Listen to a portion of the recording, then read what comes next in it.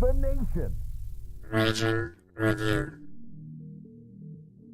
The Raging Cajuns will be a source of pride for this university, for the alumni, fans, and donors as we achieve success in the classroom, in the competitive arena, and in the community. It's about to get really fun. We're looking for dudes that will stand up. Well, Coach, let me tell you today, I'm here and I'm ready to stand up. And I challenge you, Raging Cajun Nation, to stand up with us. Stand up with us. Let's lock hand in hand and let's walk through the gates of Omaha. Hey, I love y'all boys. Let's grind every day starting today. Let's do it. Y'all ready? Alert! Ready? Who's that team ready? Who's that team ready? Yes, sir. I got one thing to say right here. Cajuns win!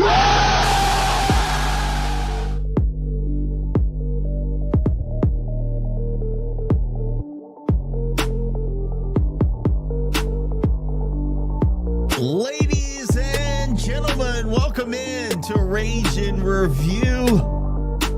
It has been a couple of weeks. I gotta tell you, man, I'm feeling a little bit excited, feeling a little bit pumped about tonight. I don't know what it is. I think maybe with everything that has been going on with baseball season ending, with the underdogs coming through in the super regionals, making it to Omaha, with a lot of things going on in the portal, the NIL deals, the settlement. There's a lot to discuss tonight, boys. So I'm not going to sugarcoat it. I'm not going to go around the horn, ask everybody how they're doing. I know you're all good because you're here. If you weren't, you know, if you weren't here, then maybe we could have a conversation. But you're all here, so I'm not gonna you know, fluff it up with that. We'll get right into it. First, I gotta though thank our sponsors who make Rage and Review, rageandreview.com. All the new stuff we're going to be doing. It's going to be exciting summer, boys. You know this. You know what's going on. Maybe our listeners and viewers don't know what's going on yet, but we have a lot of exciting stuff in the pipeline. So we got to thank these folks. Award Master, Dr. Brett Venable, and Acadiana Chiromed. Lafayette Roofing. Shout out Darren Domang. Always texting us, letting us know his thoughts. Appreciate you, man. Eat Lafayette, brought to you by Lafayette Travel. Got a great Lanyap session, or I should say Lanyap edition coming up at the end of this episode. And then Rage and Hydration. Man, my brother still can't get well, man. Shout out to Coach Doe. Hope he's getting better. He's back in the hospital. Hopefully he's on the mend this time. But I told him to call Rage and Hydration. Dude wouldn't listen to me. So instead he went to the ER and got an IV. He could have just called Rage and Hydration, got it done for a lot cheaper, a lot quicker, and probably at his house. So definitely going to hit up Rage and Hydration. Jerry, before we go, I see you pointing. What's up, man? Oh, he's just pointing. Okay, he's just pointing to point. All right, boys. Actually, before we get started, I think Josh, you have something. There's a little special shout out we want to give tonight. So I'll turn it over to you for that. So I know we have a no free plug policy, but we got to take care of our own former Raging Cajun player who's put a product on the market that I think is pretty cool. Most of us grew up playing baseball in the house. I got punished. I don't even know how many times I spent hours in my room for throwing baseballs in the house. So the Borgonio boys, if you guys remember Brett, I know a lot of Cajun Nation will remember Brett, shortstop, second baseman for us. One of the players that committed to Degs very early on in his tenure. He and his brothers, two of those brothers play D1 baseball aside from Brett, and then he has a younger brother who's in high school ball right now, will probably end up on the D1 level as well. They developed the Borgo ball, and their website is backyardbaseballbros.com. So basically, comes in a package like this. I told Brett I'd plug it for him, so I'm going to do an infomercial. Comes in a bag like this, very well done, quality product. I have used this at home with the kids, can confirm, very good stuff. And this is what it looks like. And it's an indoor baseball. It's got raised seams on it, and then there are dimples as well. So you can make this thing do some nasty stuff. I mean, you can throw 12 to 6 curves that'll fall from the ceiling to the floor. You can hit the ball down the hallway and won't break anything because it's squishy, but still quality enough to play with it for real. Dad played ball at Fullerton. I think Brett started off at Fullerton as well and then transferred to Louisiana. His brother played at Long Beach, I believe, out in California. Baseball family through and through. We got to know them pretty well when they were here in Louisiana. Great family, great guys. It's a quality product. I'm not just plugging him because he's a former Cajun. When I got the ball and we played, what started off as baseball but ended up with dodgeball, me and the kids throwing the ball at each other. After we played a while, I was like, all right, got to talk about it on the show. So shout out to Brett. Shout out to Ty. Shout out to the whole Borgonio family. Hope they're doing really well. But quality product on the market. Backyardbaseballbros.com. Get your Borgo ball. It's worth it. At least check them out. Check out the website. All fun and games until your wife gets pissed off when Owen hits one off the chandelier or something. I'm just saying. We're still in the beta version. We're trying it out. All right, boys. Well, let's get right into it. And I'm going to share my screen. Of course, one of the things that I did, and some of you, first of all, thanks to all the Cajuns fans that reached out to me. I sent something out and said, we need some folks to come on and give us their opinions on this overall season. Every year we do grades for our top 4 sports, and then the athletic department as a whole. We discuss it among ourselves, but I said, why not get some fan interaction on this? And guys, I asked like 10 people, and before I knew it, we had 30. So awesome response from all the folks that decided to chime in. We're going to start, however, with our grades. And this is it. We'll go around the horn, let you defend it a little bit. Let us know what you think about it. The first one I'm going to start with is Jerry. I know, Josh, you're first, but I'm going to start with Jerry. Kind of give us your thoughts. I mean, these are pretty... I would say you and I are probably pretty close on most of these outside of baseball fan experience. I did go to a couple games incognito this season, was not impressed by the fan experience, but that could have been my own personal thing. But you and I were pretty close in the ratings. So go ahead and give us your take on, I guess, start from the top, football down to athletics leadership. Okay, so for me, I wanted to start. I gave football an A. I think last year it was the year where I thought Mike Desormeaux needed a season like that. 10-4. Obviously, it didn't finish the way we wanted it to. Winning the championship or winning the bowl game, but at the same time, we put ourselves in a position that allowed us to compete to get to that point. To the point where one disappointing loss to South Alabama. If we win that game, we're in the top 25. So. I think we exceeded expectations last season. So even though we didn't win the championship in the bowl game, and based on, players leaving and opting out of the bowl game, you had Chandler Fields that went down along with Ben Woldridge, to where, true freshman Daniel Beal had to go in and play the game of his life against Marshall, by unfortunate circumstances. I thought, the season was a success. So I'm really, it gets me excited about this year because I think we can build on that. And I'm glad for Coach Des because I think the pressure is off his back after the first 2 seasons. He proved to us that he's capable of leading this program. And so they got an A from me. Do you want me to go the performance and fan experience for just football? Just try to keep it brief on each one because we do have, we got to go through everybody on these. So just try to keep it brief and we'll go through all of them. Football fan experience, they got a B. I think based on the circumstances of playing in a half stadium with half the seats, I thought they did a good job based on what they had. I still thought there were some things they could have improved on. For example, not water. Bottled water. Well, we're not supposed to talk about that, Jerry. Bad for the but brand. I am. But yes, but they I needed to have water at the damn game. I'm sorry. But at the same time, I think they were able to have the water stations after that, and they fixed it. I also thought that they did a good job with the whole light show. Every time we scored a touchdown, they did the fireworks with the lights, the stadium lights, which was really cool. I think they're going to add that in this year. And I also thought the fourth quarter strobe lights with the phones was really neat. So they have some things they've added in that I thought was really cool. So I think if they can correct a few of the small things, I think the fan experience with this new stadium should be great. So if it weren't for the bottled water incident, they probably would have gotten an A from me, but it is what it is. You want me to go into basketball or are we going to go one sport at a time? Just go briefly through all of them. Okay. And we'll, done. Yeah. All right. So basketball performance, look, they would have gotten an F from me if it weren't for, making a coaching change after that 29-point loss to Lamar. But I got to give Coach Zimmerman and the team credit. Look, the coaches recruited the players. So at that point, the players that we have, I mean, you basically have to do what you do on the court. I personally didn't think our team was as talented as it were in the past, and it showed. But for the circumstances, making a coaching change middle of the year, I thought Coach Zimmerman and the team actually they played their tails off based on what they had. So they get a C-. I probably would have given him, like I said, I would have given him an F if we wouldn't have made a coaching change. But they played hard towards the end of the year and they didn't quit. It's just unfortunate the circumstances of the fact that we really didn't have as much talent this year. So they get a C- from me, but the only way is up from here. And we'll talk more about that later with Coach Q and his team. But Yeah, I applaud Coach Zimmerman and his team with what we were given to end the season, especially in conference play. Basketball fan experience got an F. I'm sorry, it was a morgue in that place. I mean, the Lamar game, you had 100 fans on a Saturday. That has to improve. And again, Coach Q is really pushing for a good fan experience this year. He said it. He wants 13,000 people in the Cajun Dome. But last year it was just bad. From the first game to the last, it was just bad. Now, after we made the coaching change, I know it felt like they just kind of rode the tide until the end of the year. But at the same time, you got to make fan experience better than it was. I mean, it was a funeral parlor last year in the Cajun Dome. So they get an F from me. Baseball, they get a D. 27-31 is not going to cut it.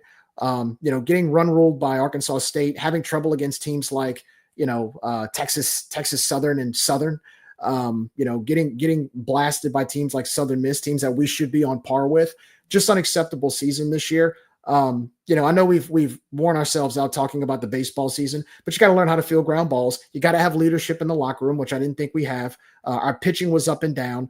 You got to learn how to field bunts. So they get a D. Baseball fan experience, I was actually the generous one in this group. I gave them a B because the beauty of the Teague, it's still there, I think, somewhat. But they got to fix the concessions. They got to fix the club level food that they had. The food is atrocious. I mean, I'm just going to say it. I thought, when you're 27-31, the atmosphere isn't quite up to par with what it was before. So again, it was circumstances, so I didn't expect the Teague to be as electric as the year went on. But you got to give people the team has to produce to where you give people their money's worth to be able to get excited. So, I think the lure of the Teague is still there. It's just we have to put the product on the field to complement that. So they got a B from me. Softball, look, based on the circumstances, I looked like I wasn't the most generous, but I gave him a C because I thought even in spite of the fact that we had to go through everything we went through in the offseason, we blew quite a few leads this year. There were at least 2 or 3 series. I can name 4 or 5 games in conference where we blew seventh inning. We blew the game in the 7th inning. And, I would have given him a B if we would have been able to close on that. But, in spite of the fact that we had to flip our entire roster, when you're up by 3 or 4 runs in the 7th, you got to be able to win it. And we just didn't do it at least 4 or 5 times in conference. So they got a C for me there. Softball fan experience. Look, in spite of everything that happened this year, the experience was great. Lamson Park was still rocking. The fans are still there. That's the beauty of our softball fan base. I mean, they're going to stick with this team thick and thin. So they get an A from me there. Ticket pricing, look, Pacquiolin, I thought it's a lot better. So they get a B from me. Not quite there at an A yet. I think there's still some things they need to work on. I'm going to be curious to see what happens in football this year with the fan experience. That's going to maybe if the fan experience complements the ticket prices of what we're seeing in football, and I know we got to pay for things, but the fan experience has to complement what we pay for. Hey, maybe next year I'll bump it up to an A. But right now they get a B from me, and that's going off the past as well with what we experienced with Ticketmaster. So I thought Pacquiolin, it's a hell of a start. $10 tickets is a lot better than $10 plus the $30 fees that go with it. So they get a B from me there. Overall athletics, leadership, I give them a B minus. I think there's a lot of moving parts right now. You have NIL. You've got, they got a fundraise for the football stadium. They got a fundraise for baseball. They've got the new football stadium coming in. They've got a lot of moving parts. So I guess I was a little more generous than you guys in giving them a B minus. But again, this football season is going to tell us a lot on how they handle a lot of that leadership, especially considering this new football stadium that they just spent $80 million on. We're going to find out the way they communicate, the way they do things. I thought this offseason when it came to the selection of tickets and seats selection and the process, I thought it was one of the more organized processes that I've seen from them. So they get a B minus from me. But yeah, that's my overall grades, guys. Appreciate it. And Lane, before I get to you, Lane, I just want to say some of the things I was a little bit off with you on was baseball for performance. Josh and I look like we're on the same page with that, and we'll get to you, Josh, on it. But definite F for me. That is not Cajuns baseball, and I know Dave would say, well, you're expecting too much. Nah, I mean, I don't think it's ever expecting too much from your baseball team. That is one of the bright spots when everything was dark back in the day to continue to have success. So no, I think for me that was an F. The fan experience at baseball was not great for me. I'll be honest with you. I went to, as I said, incognito a couple games, sat with some of my buddies in one of the suites that I probably wasn't supposed to be in. probably be banned from it from now on. But sat up there, but just the general, like being in the Diamond Club area, and the food there was not great. It was $20 for a damn shot of vodka. Like the concessions are awful. And when you're expecting to have, one of the great things about going to like a Houston Astros game is that what you're getting when you go into it. It's always different at our games. And baseball is kind of like you expect the great stuff that you had 10 years ago, thinking, okay, we're 10 years later, we should have better stuff. And no, it's regressed significantly. So no, I gave that a D. Surprised I didn't give it an F there. But for the most part, we were in line. Looking at your ratings, Lane, you're again pretty much in line with him. The one thing that I did see was that softball performance you gave an A. Just kind of curious. I mean, I get they had a lot to go through, but you can't say, oh, this is an A job by the ladies in the coaching staff. Like we didn't come close to sniffing a regional this year.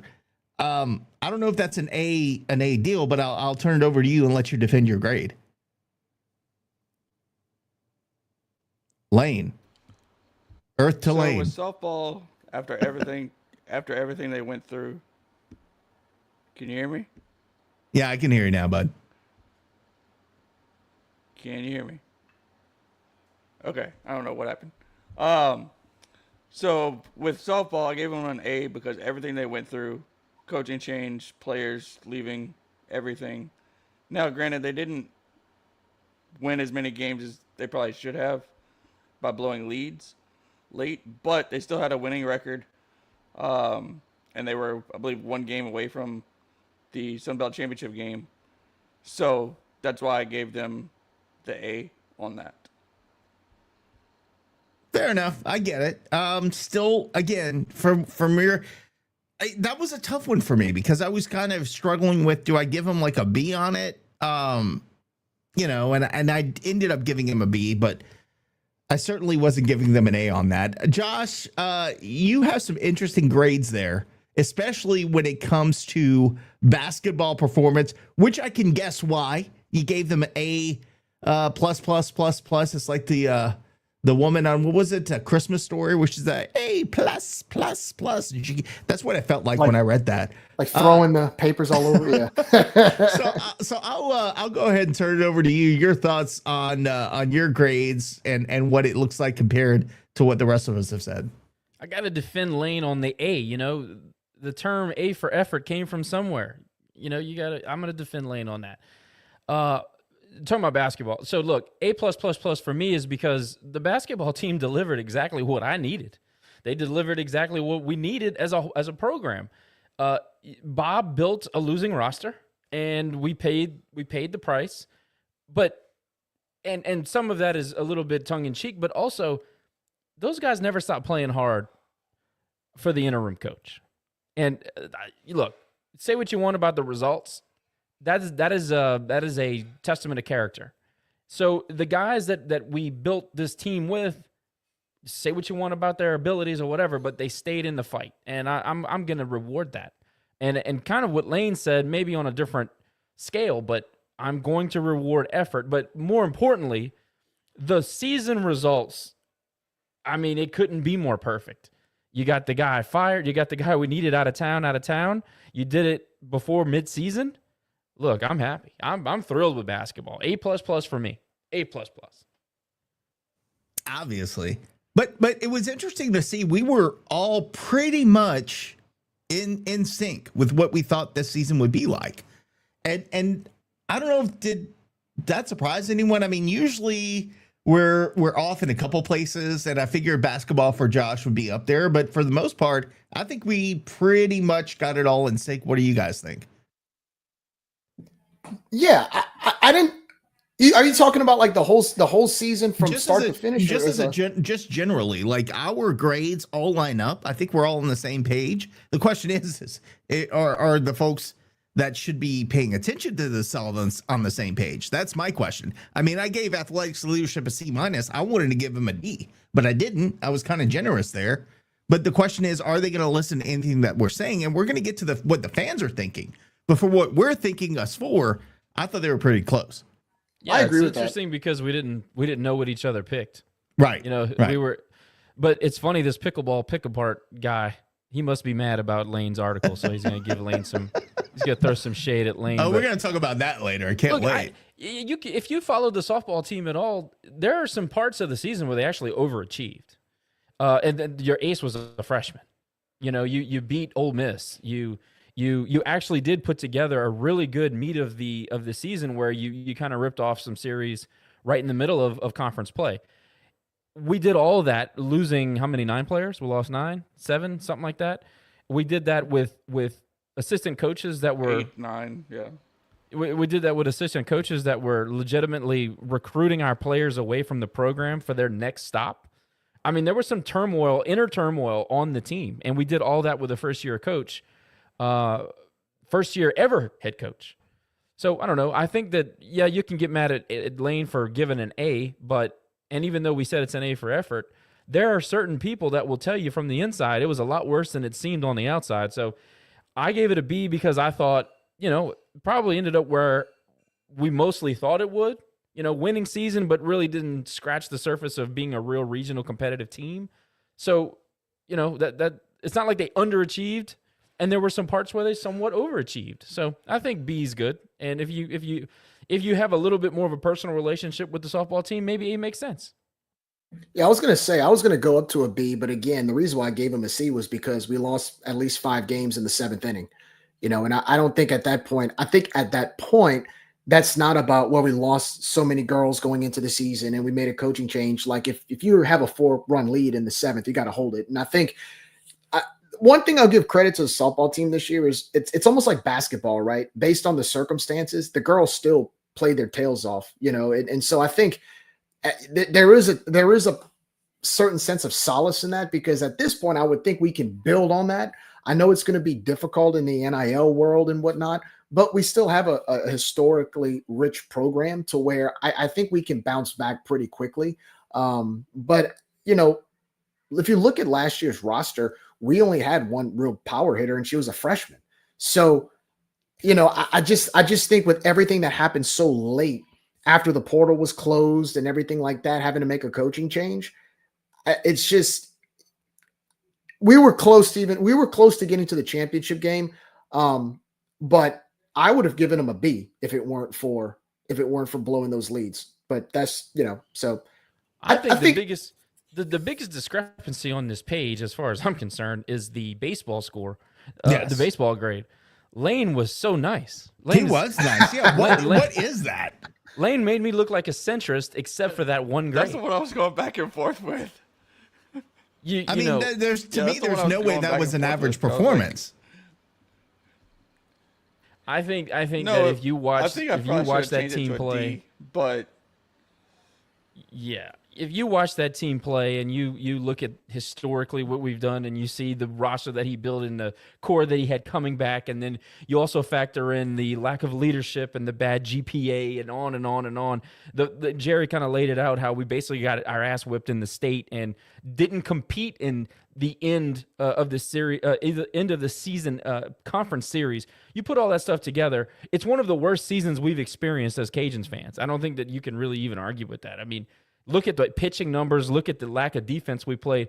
It's one of the absolute worst baseball teams we've put on the field in 15 years. It's an F-. Well, I was waiting for it, the infamous Josh F-, and I had a feeling it was going to be basketball. F-? That's like a 0. What is that? It's the 2025 Raging Cajun baseball team. That's what the F- is. Or the 2001 Cajuns baseball team, or 2008. We can go through a few of them. 2012. Go ahead, Lane.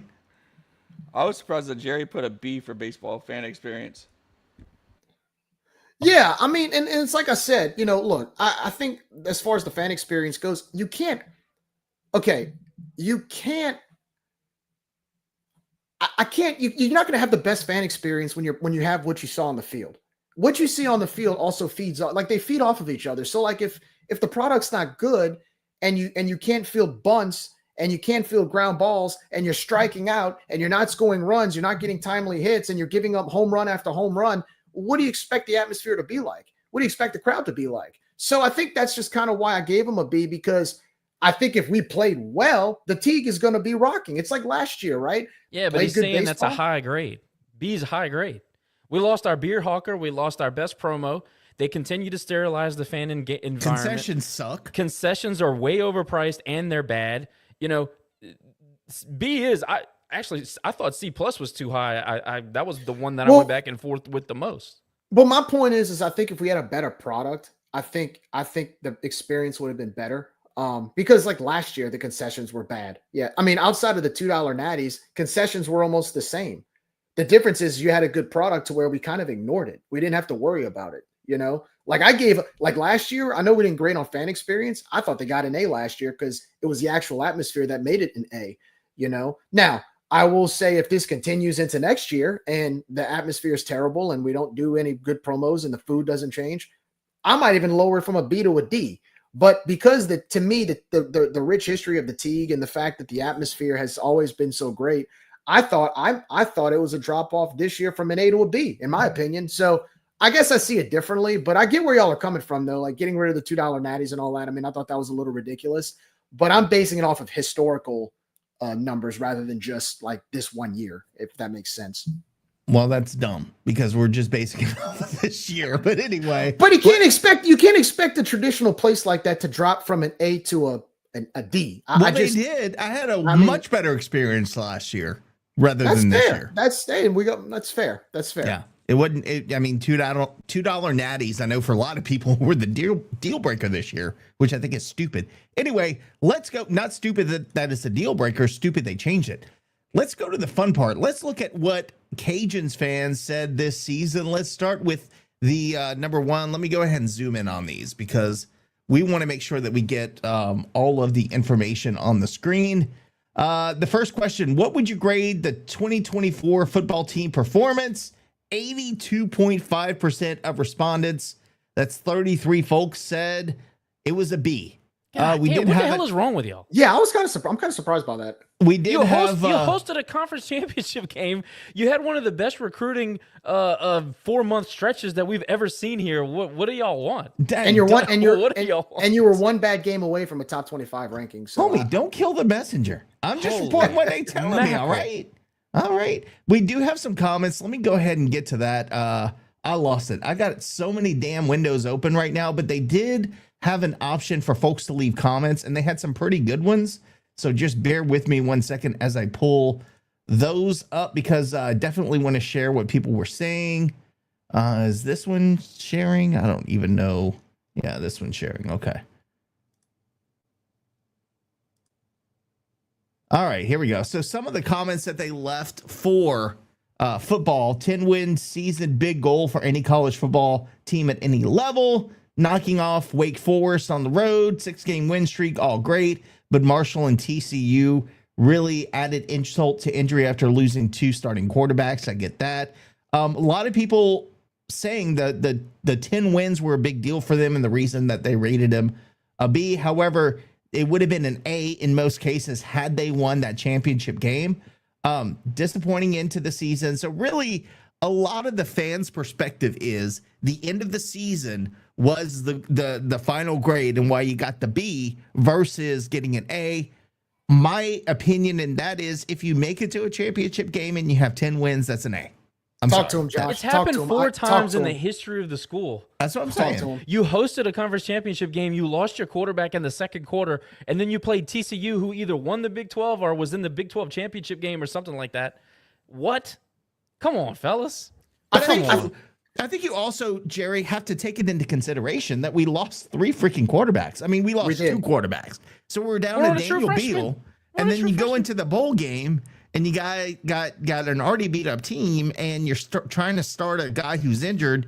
I mean, it was just a no-win situation. It just is.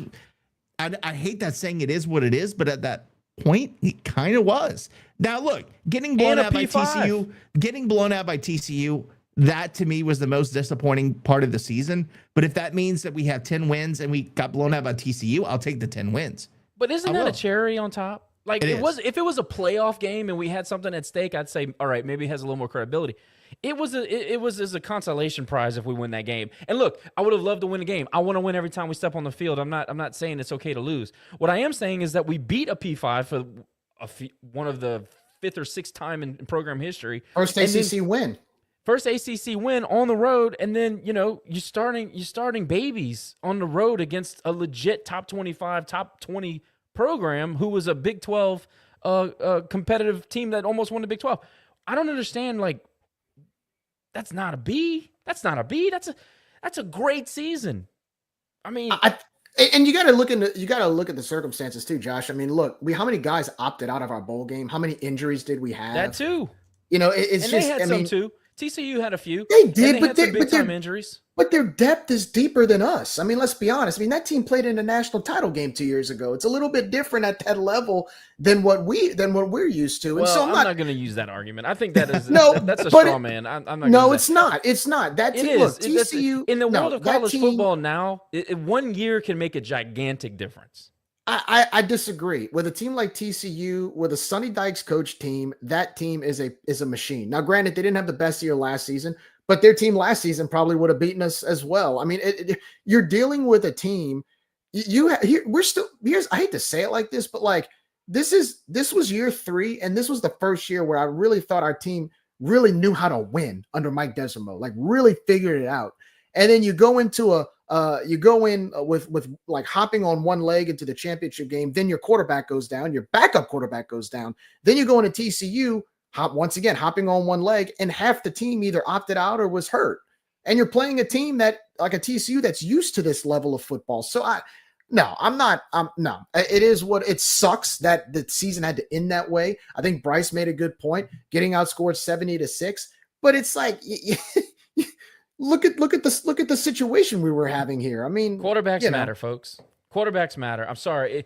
The signal caller and the guy who throws the football makes a massive amount of difference. I'm sorry. Look, the guy who dominated the Sun Belt Championship game, Green off the edge for Marshall, he was a top round pick? I think he got drafted like 13th overall or something. He was a top come on, round 1. Yeah. The question is, what was the season grade? The season was an A. The postseason has some, they left something to be desired, but the season was an A. I'm sorry. It's an A. It's an A. So obviously, Rage and Review disagreeing with the fans on this one. Let's go to Cajun Field fan experience. Somebody alert the administration that we were positive on something.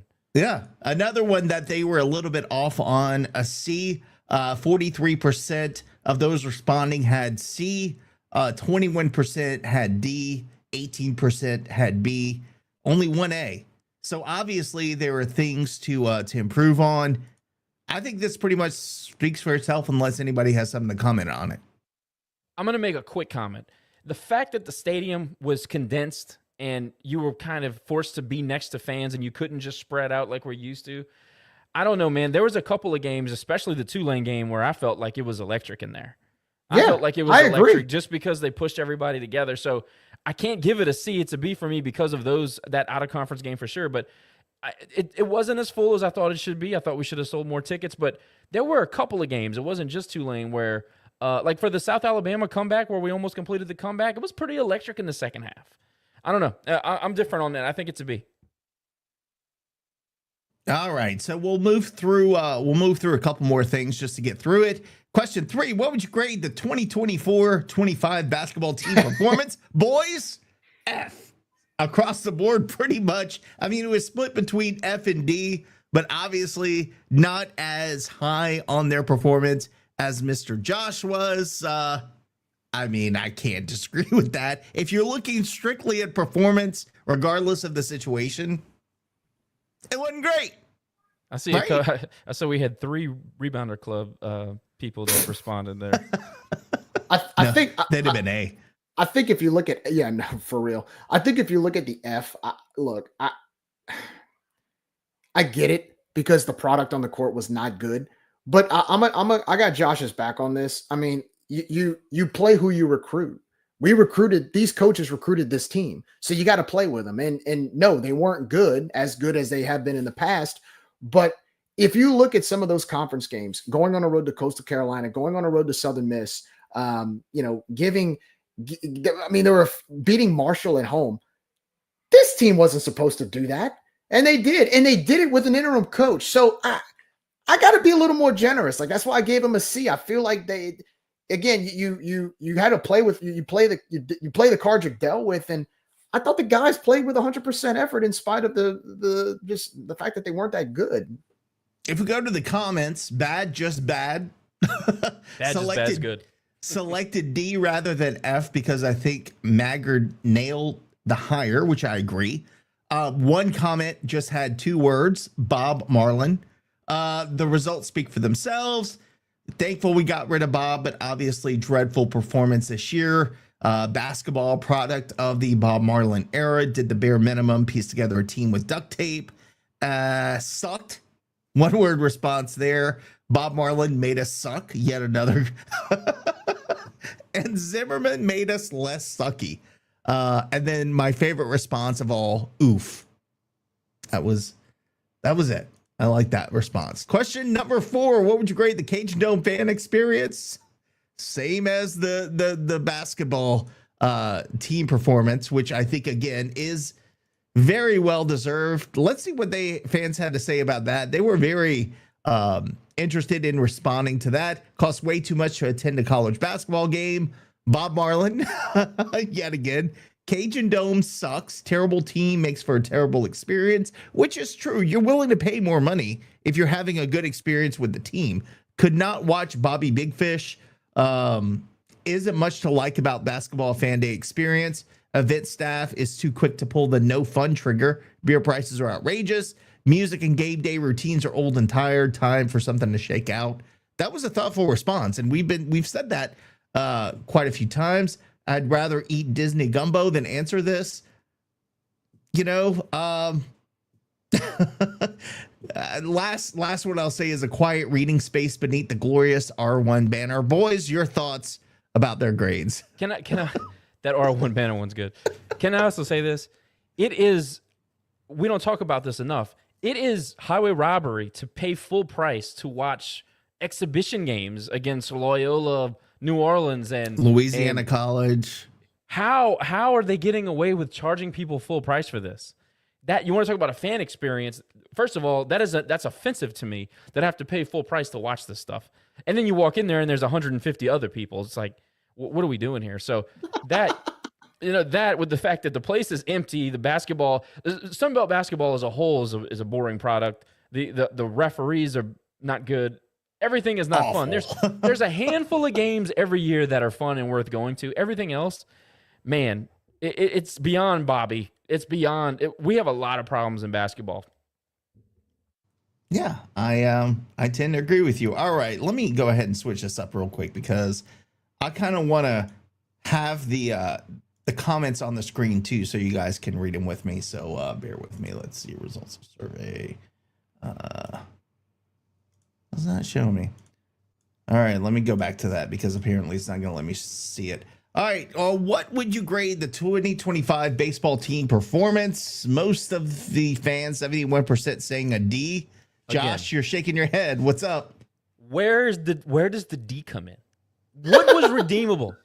What was redeemable about this? Can somebody tell me? Like, Connor Higgs had an all-conference type season? Maybe. I mean, maybe you can argue that. Somebody tell me, where was the big series win? If you're going to say Nebraska on a Saturday, I'm sorry. Nebraska didn't get good until like the beginning of June when they got hot and got into conference play and everything. I don't know. All right, I'll tell you. So bad year, but the freshman class showed promise. Well, most of them have transferred out, so there's that. 80% of them are gone. Team never seemed to buy into whatever Deg's plan was. This is true. Finished under 500, well below our standards, but still somehow managed to finish 5th place. Okay, that's our problem right there. But it said hard to imagine this season. 5th place in a 2-bid league. It said hard to imagine the season being worse, but it's not F-worthy. Obviously, you don't agree, Josh. Yeah, college. I want to know why the person voted B. That I'm curious about. I'm hoping to get to that one. Yeah, that was Dags. That was Dags. Come on. Baseball and softball had to are held to higher standards, even slightly below 500 is a total failure. Not sure if the future is still bright as we thought. No grit, no dogs. No one seemed to want to be stepping up to be a leader. Coaches hardly showed any passion. Time to start asking tough questions. Baseball severely underperformed. Sub 500 ball. Regional appearances should be the standard. Dave Schultz, even though you don't think so. Shouldn't be the standard. Should be the floor. And then mark me down as one of the people delusional enough to believe this is unacceptable. I don't think that's delusional at all. I think that should be what we do, boys. Reagan, again. Sorry, Jerry. Real quick. Reagan says Carson Hetworth gave me a top 3 Cajuns moments ever with the homer against Texas State. Okay, if that was the highlight of the season, it's an F. It's an F. The only reason that homer meant anything was because we hated Valentin. Other than that, it's just Texas State in the middle of the season. It's no big deal. Like, that's how bad the season was. It took Carson Hetworth, who had, 40 at-bats this year, to give us a great moment this year. That's how bad the season was. And we still lost the series. We followed it up with 2 straight losses. Followed by a series loss to Monroe the next week. But we beat that a-hole, which, by the way, is transferring out of Texas State. Wouldn't that be funny if he became a Cajun? Dude, okay, so I heard we actually looked at him last year. Please, of course we did. No, he did nothing. I kid you not. I think he did nothing except for almost beat us this season. Like, literally shit the bed the rest of the year. I don't want anything to do with that kid. I think it's a rumor. We're too busy recruiting NAIA pitchers, so don't worry. We'll talk about that later. All right. Why'd you have to put me in a bad mood? Let's move on. What would you rate the Cajun Field fan experience? 14 folks, 43% of the surveyed said a C. Others, you had B, D. I mean, it was pretty much around that middle area. Some had better, some had worse. We did have 4 people saying it was a complete failure. Wait, talking about the Teague or Cajun Field? Oh, I'm sorry. My bad. I thought we were at, you see, I've got too many windows open, boys. Thank you, Jerry, for bringing that up for me. Hold on. All good, man. We're here to lift each other up, Nick. That's what we're here for. I lift you up. All right. Let's try this again, boys. It's survey done. Edit this out. It's fine. It'll be fine. I know. Well, it's easy to edit this out when it's on the audio side. Okay. See? B. See that? Look at that. What would you grade experience at the T? B. Overwhelming. I don't know, man. See? Jerry, what did the voice of the Cajuns teach us? You never want to be on the side of the fans. You never want to be on the side of the fans. They're following old Jerry, baby. Those are non-beer drinkers. Do we want to find out what these guys are thinking when they say these things? Okay, let's see what they say. Let's see. The Teague, not Cajun Field. Let's see. Again, food sucks. No $2 natties. Didn't go to many games, but don't really have much to complain about. I respect that. Only thing keeping this from being an A is horrible concessions and beer prices. Most underrated baseball stadium in the country. Do you guys agree with that? No. It's good. It's good, but it's not underrated. In fact, I think we hype it up too much. Until we get it back to what the old Teague was like. It's I'm gonna just say a like baseball this. stadium. Just gotta win. But the thing is, I think you got to bring back some of the traditions we had at the old Teague. The radar gun challenge, John Deere tractor race, like do that, and I think it can be where it was. This one's a call out to Section A. Section A seems to be dwindling, judging by TV. Okay, let me address that. What happened is Section A got money now, and they are buying the expensive chair backs and the expensive seats and then the suites. That's all. They're just dispersed among the stadium. They don't sit over in that corner anymore, and they're smart because it's hot over there. Oh, they fancy now is what you're trying to say. They got money now. They left the hood, and now they're in the suburbs. They're moving on up, and when they sit in the grandstand, when they win the Evangeline bread contest, they get served great value bread too, right, Josh? That's right. They're sick of not winning anything, so they come sit with us. No place like the Teague, but we reciprocated what was on the field, and if the players and coaches don't care, neither will we. Fair enough. Great venue, great fan base, concessions, food disgusting, concessions, get rid of Sodexo. Literally, the biggest complaint is the food that they serve. Listen to what people are saying. Just listen. It's not just us. Despite what some people in the administration want to say is only 13 people on Rage and Pagin that watch us, we got 40 respondents on this. And I didn't put this on Rage and Pagin. Yeah. So obviously, this is not just us wanting to come on and talk bad about the program. Let's go to question 7. Grade the 2025 softball season or softball team performance. A C. Okay. I mean, brutal. Are you kidding me? Like, in the circumstances, like it was an average year based on what they had to deal with. Do you think they overachieved? No, No. You know, C is not like a terrible grade. I can see how somebody would be upset to the point where they say, well, it's an average season, I'll give them an average grade. I get that. That's literally what I was thinking there too. You got to consider the circumstances that they were in. Not a whole lot of people responded to the experience at Lamson Park. Admittedly, a lot of them said they did not go, but generally an okay experience, fan experience there, no issues. Probably outside of the same things that you see everywhere with the food sucks and it's too expensive. It is what it is. 2024-25 ticket pricing. Most people said B, which I thought was interesting. I thought you'd have a bigger, more folks that are saying, no, it's too expensive to go to a game. I'm not seeing that with what these guys are saying. Your guys' thoughts on it? Do you agree, disagree? I mean, I think right now it is probably where it needs to be. My concern is with everything going on, and we'll talk about this later with the settlement and now revenue sharing, it's just going to go up from here, guys. I mean, that's my opinion.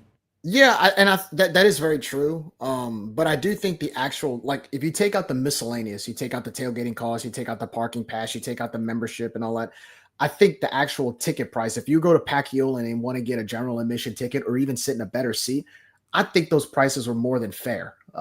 Nick, if you look at, a football game, a general admission ticket was what, $10, $12. And then if you wanted to sit around the 50, it was around 30, which I thought was, or 35, which I think was pretty good considering, some of these bigger conferences charge a lot more than that. So I think Pacquiao put Cajun fans in a much better mood because you're not paying an insane markup on a cost based on these crazy fees that Ticketmaster used to have. So I just think the fact that it was just cheaper in general made people give a B grade. And I'm going to say a lot of the comments were about Pacquiao and saying, hey, immediately it cut the cost of the tickets. We're happy with that.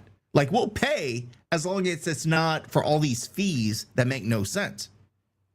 So I think that's fair enough. Final question on the survey, boys. Let me get to it once again. I didn't lose it this time. What is your grade for the athletic department's overall leadership, AD, facilities, ticketing, RCAF, all that stuff, the general leadership, lots of C's. My opinion was a little bit lower. You had some B's in there, but generally, most of the fans thought it was B or C. And before we get to the comments, no surprises here unless I'm missing something, guys. Josh, Jerry, you agree with that? C is about, I don't know. It's kind of hard to make an argument one way or the other. I put C. I thought that I would get praised for that. I thought y'all would be proud of me for putting C. I was actually a little bit surprised with that, to be honest with you. You see? Okay. It's summertime, so I'm very relaxed. But no, I think that they've done some good things. You talk about the management of the stadium. I thought that's gone better than we expected. I mean, we're used to, like, go back to the Teague and the construction at the Teague. I mean, what a debacle that was. We're always used to something happening where, we're promised one thing and we get another, or they have to shave parts of a project and all this other stuff. I thought it's been handled well. It looks like the construction's on time. It looks like the site's been clean and orderly. And some of that, most of that is on the construction crew. But I thought that overall, throughout the course of this year, there's small things that we can complain about, but they've gotten some big stuff right. Somebody mentioned the Coach Q hire. It's TBD for me because we haven't seen a game be played and we haven't seen how this roster is going to shake out. But on paper, it looks like a good hire. So you got to give him credit for that. Allison Habits, that hire, again, we're still on the very front end of that, but I think that it looks like on paper a really good hire, and you're starting to see how she can recruit and what her name really means around here, and that's starting to unfold. Overall, I can, like I said, I can make some things. They still haven't allowed me to use my Pacquiolin account, which is not surprising to anybody out there. They lock me out, try to keep me out of the games. But that's a small personal gripe, small personal thing that I could complain about.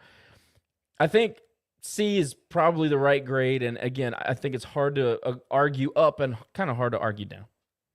So let's look. I'm able to share the comments now. Let's look at some of the things that fans are saying. A lot of it is that Maggard did a good job with the coaching hires. You'll see that consistently. Home run basketball hire, good hires with coaches that left. Maggard's one of the best mid-major ADs in the country. Facilities are great, and nobody can really say anything about the hires. I mean, Josh, I know you could say a couple of hires that he completely missed on, but they're not major sports, so we're not going to talk about that. I mean, we can, but hiring and facilities, he's done a really good job with. Some of the things that you see as a constant theme through here is marketing strategy is not good. NIL fund, not great. Transparency, quicker with releasing information to the fans. People just want to know what's going on, and we're told that's none of your business. I didn't want to get long-winded, but that's the thing with me is the lack of landing the engagement. The fan engagement still is a joke. The fan engagement is not up to par. The fan engagement is not what the fans expect here, period. And I don't want to go too far into it, but that is the number one reason for the failure with the common fan. Now, they might be doing well with the white-collar folks, and great, wonderful. But white-collar folks don't fill your seats. They don't show up to your events, and they don't get involved. Let's talk about this comment. The push by athletics with facilities are encouraging. Great leadership with firing Marlin, hiring Coach Q. But I'm not an RCAF member, and I've never been reached out to. I was an RCAF member, and guess what? I have not yet renewed this year. Nobody has called me to ask me, hey, are you sending your renewal? Or are you going to give us money? Nobody has said anything. In fact, I think they're still, Corral Law still taking money. I don't know who's getting it now, but I was signed up for something. Nobody let me know that was not a thing anymore.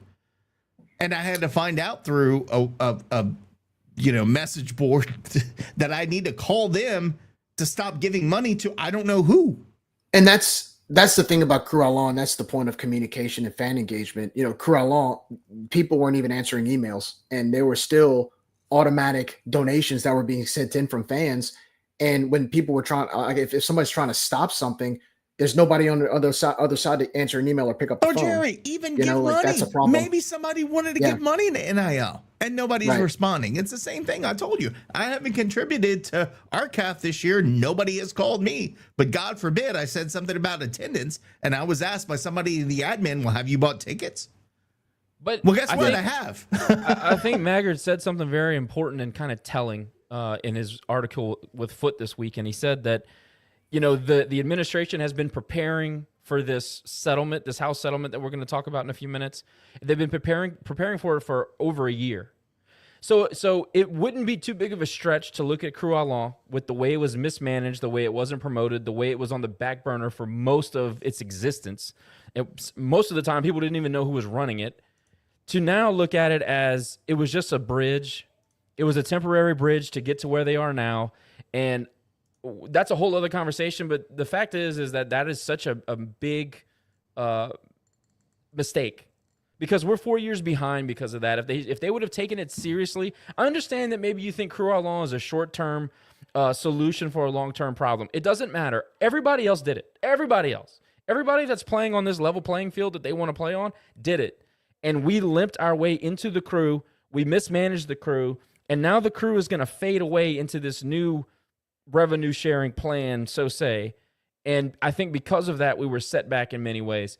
Now that Maggard has said that, and he said basically they were planning for the future, I'm not saying that it was a bad play to look ahead, but the fact that they just did not staff this thing, push this thing, and do what they should have, I think it hurt us in baseball in particular.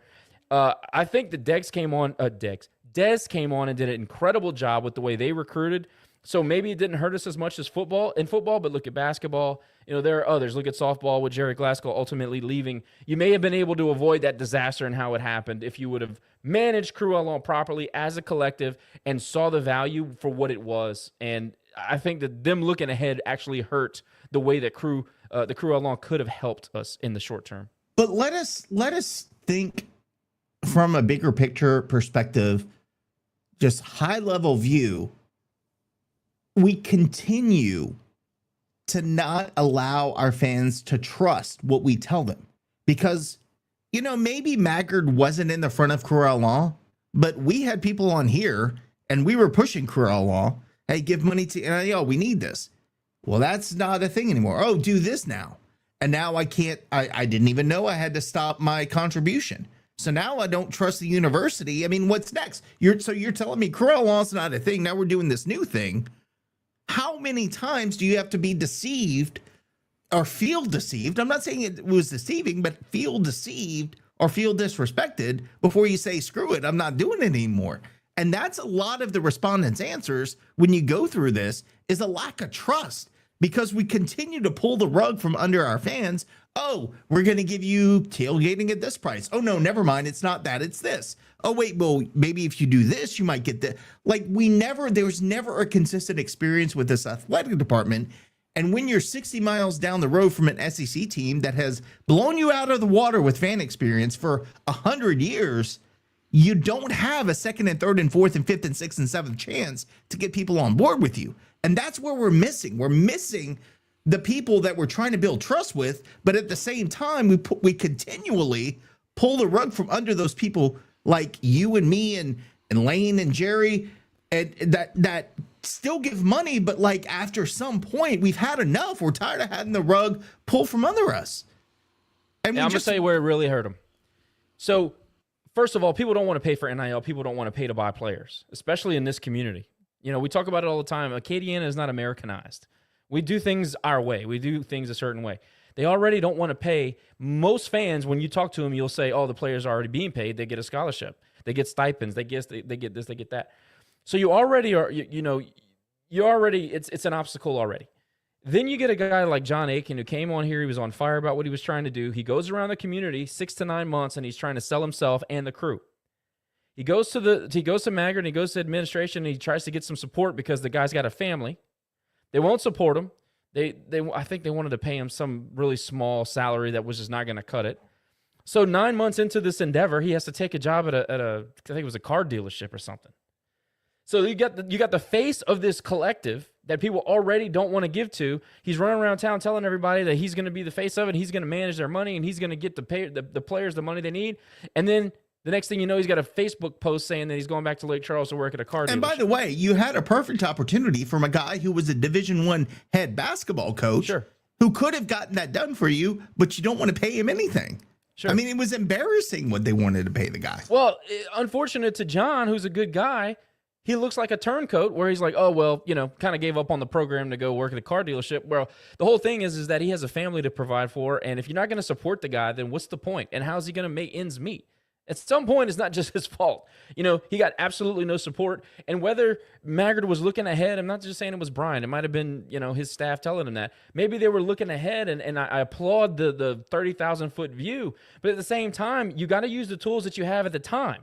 And we didn't do that. We actually did the opposite of that. We abused that tool, and we didn't give that tool the support that he needed to be successful. And that's on the administration and the leadership. It's not on anybody else. Well, I think if you were able to implement it the correct way, like you said, Josh, I think this new model that you would have notes, and you would actually have references on how to implement this new model based on the experience you had with Crew Law. I think one of the big issues, and this actually was said at a Diamond Club meeting, there was a fan asking questions, and again, they literally asked them, "Hey, how do I stop?" I think it was like something along the lines, and don't quote me on this, but it was something along the lines of, "How do I stop my automatic donation because I'm trying to email somebody and nobody is there to answer the email?" So you're having this automatic pay going on, giving to something that has nothing on the other end. So it's like, at that where's point, your money going? That's my question, because I've been giving to it and I don't know where my money's going. And that goes back to the communication and the fan engagement. I mean, and again, I know the administration, they're trying their hardest to give the best experience they can, regardless of how we feel about it. They think that they're probably doing the right thing. But at the same time, my answer to that is, okay, you may think that, but if you look back and being Cajun fans for 30 or the past 30 or 40 years, you're dealing with a fan base, to your point, Nick, that has had the rug pulled under their feet numerous times with previous administrations, previous leadership or lack thereof. So you got to be very careful with these fans, especially the ones that have been around for a long time. You know, it's like crying wolf, man. You keep doing that over and over and over again. I mean, you're kind of lucky that a lot of us have stuck around, because there have been others that have left. So, Y'all just being negative. Y'all being We're negative. gluttons. Yeah. Bad. we'll for the just brand. learn from it. We'll learn from it because, and I know we're about to get in this topic, because this is a big step. This is a big step in a different direction that nobody has ever really discovered before. So if you expect us to keep moving forward in the right direction, you got to implement the model correctly. You got to implement it effectively to where fans can trust you. It's pretty simple. It has nothing to do with negativity. It's just, you want people's money. You got to be able to implement it the right way. I will say what I heard from Maggard was encouraging, because you're giving, it seems like you're almost giving to the foundation now and letting them make a decision how they're going to spend your money. Encouraging though? To me, it We're is. giving to because the foundation? Come on. We don't Well, have the best track record in the foundation. But I'm boys. not saying it's the foundation. I'm just using that as an example. Like, we're giving to a fund. And it's tax deductible, number one, from what I understood, which NIL was not. And two, they're able to decide how they want to spend that money. Now, you can still give to baseball. If I want to give to baseball, I'll give to baseball all day. But if you decide to give to this fund versus NIL, my understanding is it's tax deductible, number one, and two, it can be used for revenue sharing or for basically anything they want to spend the money on. So that may be more appealing to those who are like, I'm not giving to NIL, period, end of story. Don't you think that is more appealing? They also need to know that if the foundation is going to divvy up these payments, y'all need to know that the academicians have as much access to the foundation money as athletics does. So everybody needs to know 1,000%. that. No, I agree. Everybody needs to know that this is not a separate deal. You are giving to the university at this point. And so what's if one you want to problem? give, I was going to say, what's one problem we have is transparency. We never want to tell anybody what we're doing. We just say, trust us, give us your money.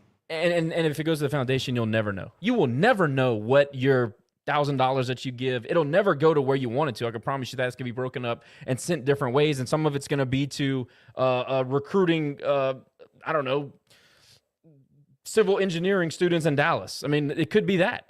It does. If you want to give to a specific sport, you better put on there specific sport. Give to the Diamond Club, the I don't know what the softball one is, but center field. You're gonna club. have to give into those individual accounts. If you give it to this new fund and all this NIL stuff, your money's gonna go all over the place. So people need to know that. It'll be interesting, and that brings us it's a good segue into the NCAA settlement. And look, some of the things they're telling us sound really good, right? So they're saying, well, we're going to have revenue sharing. NIL is going to be reviewed.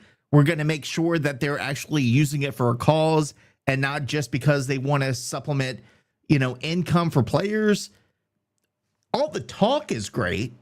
The execution and the reality is people are still going to give money and they'll never know about it. Nobody's going to get caught. And like the question I have, you have to up to $600. You don't have to report it to any agency, let them know that you're giving NIL. So can you just do $600 every day to a player and it never be counted? Or how do they track that? If you do that, how do they know? How do they know you're signing a $500,000 deal with a player? They don't know. How do they know you're just giving them cash? No idea. And then the people we put in charge are the Power Five. I want to call them CEOs, but the commissioners of the Power Five conferences, including for some reason the Pac-12, because they had to be, because they have 1 year left in that agreement. It's just everything is such in flux right now. So my question to you guys is, when this is all said and done, and this is going to play out, I mean, I don't know how many years this will take to play out, but when it's all said and done, do you think we'll be in a better position than we were before? I honestly don't know. I don't have an answer to that question, because I don't know. I don't trust, number one, I don't trust anybody who's building this, that they're going to get it right, because the NCAA never got it right. I mean, the old joke was like LSU they violated NCAA rules. We're going to give the death penalty to UL. I feel like that's the same thing. That's going to happen because the same people are in charge, and they're going to protect their conferences and screw everybody else. So question number one, is this where we start to see a break off of a super conference somewhere and then the rest of us? And when I say super conference, I'm talking about like 30 teams. I'm not talking about a Wake Forest, a Rutgers, a Northwestern, even a freaking Mississippi State. You don't think that the SEC is going to leave them in the dust? Buddy, get ready to learn Sunbelt, because you'll be in our league soon. So I think eventually you're going to have 20 or 30 teams that do their own thing, and then the rest of us become true college football. So one, do you think there's going to be a break off because of this? And number two, do you think we end up in a better position because of this? I honestly don't know the answer to that. So I'm going to start with you, Josh. Just your general thoughts on this settlement deal, which, by the way, already lawsuits being filed by Title IX because of softball and all these other sports. So this could just be something we talk about 15 years in advance, and we could be talking about this 15 years later and still nothing's resolved. I don't know what this all means. I think they know that, and I think that that's why they've introduced this litigation the way that they have. They know that Title IX is going to come after them, and old players are going to come after them for revenue share, and I think that unions are going to be formed. You saw that happen at Northwestern years ago, and everybody kind of poo-pooed it, but now it's coming to fruition. I think that things are going to change so much over the next 5, maybe even 8 years. It seems like it's going to stabilize things, but it won't. I think that the idea that we're going to do revenue share like the pro model, I think that's going to change the way people transfer. I think you'll see parity go away, because once you put a kid on a salary essentially at Texas, it doesn't matter how much playing time he gets. He's staying there, because nobody's turning down $50,000, $80,000, $100,000 a year to be a collegiate athlete and get a top-notch college degree. And I'm glad you said that. Does that start to limit the players that you see get in the portal? Absolutely. Okay, I agree. And they're going to limit the amount of windows. There, you already saw that come out. The coaches are already starting to petition for limited portal windows.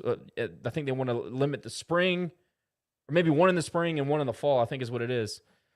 But the roster limits are going to change. Like 48 teams max in this new super conference. I think that we do go to a super conference, even at the mid-major level, the small school level, the G5 level, whatever the hell you want to use, nomenclature you want to use. I think you're going to have a top 30 tier of semi-pro teams, and then you're going to have a big bulk of 50 teams. And it'll go from like Illinois, the University of Illinois, down to, North Texas. I think you're going to have those type of programs, because even with a revenue sharing model, that model is not sustainable for most colleges. You're not going to be able to compete. Illinois can't compete with LSU. Never going to happen. Oregon State can't compete with Florida. It's never going to happen. They just bring in too much money. And what's interesting is that, it's a revenue share model. Is the revenue going to be, if you get into a national competition in robotics and you win a grant from that, can you use that with athletics? Where are those walls? Where are those limits? Is it just a general budget situation? Can you make money on something that the university participated in and then put it into a slush fund, and then you can use that slush fund to pay for athletics, NIL, etc., scholarships, whatever the case? Can you use your endowment? Can you use a portion of your endowment to give to athletics? Like, when are those questions going to be answered? How is that going to work? Is it going to just be a huge slush fund, or are there going to be boundaries? We don't know. So there's still a ton, but if the question is do you think that it's a super conference for the bulk of D1 collegiate football teams, athletic programs, whatever?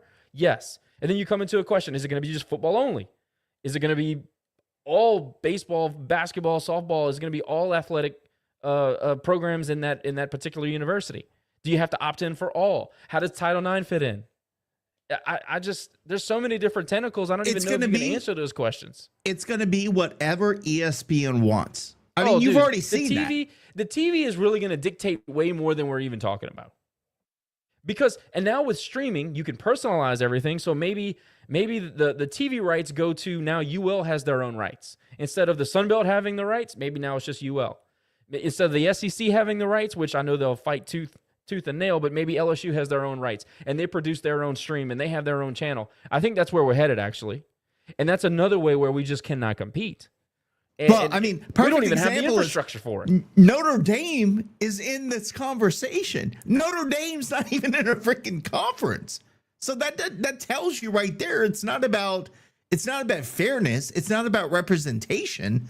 It's about, do you bring viewers because we push your product, which is to me so funny. It's all cyclical. Like, okay, ESPN tells you have to watch this, you watch this, and then they're like, oh, look how great it is. That's you saw the EA Sports 2026 college football game comes out, and they announce they're going to give a revenue share to the school based on how many users play the product. Okay, to me, that tells me everything with how streaming is going. Correct. That is the same model they're going to use. And they're going to say, UL, you produce your own stuff. This is why you see the investment in the trucks and the TV cameras. And, KRVS had gotten involved and they wanted to get their hosts doing the games and they wanted to broadcast the games because, number one, it's value for them. And number two, that's where it's headed. I don't know if it's 5, 10, maybe 15 years. I don't know when. I don't know what the timeline looks like. But LSU is going to do it tomorrow. They have one of the best broadcast situations in the country, if not the best. The SEC is all going to go to that, and then they're going to take all the money for themselves, and all these TV rights are going to completely change, and that's going to change the landscape yet again. So there's so many more questions than answers at this point, even with the settlement.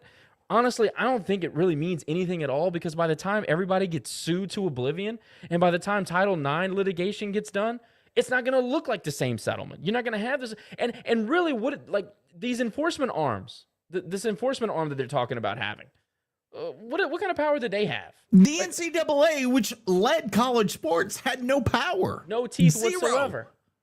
So how are you going to tell me, well, we're going to come up with this thing for NIL and we'll review it? Are you kidding me?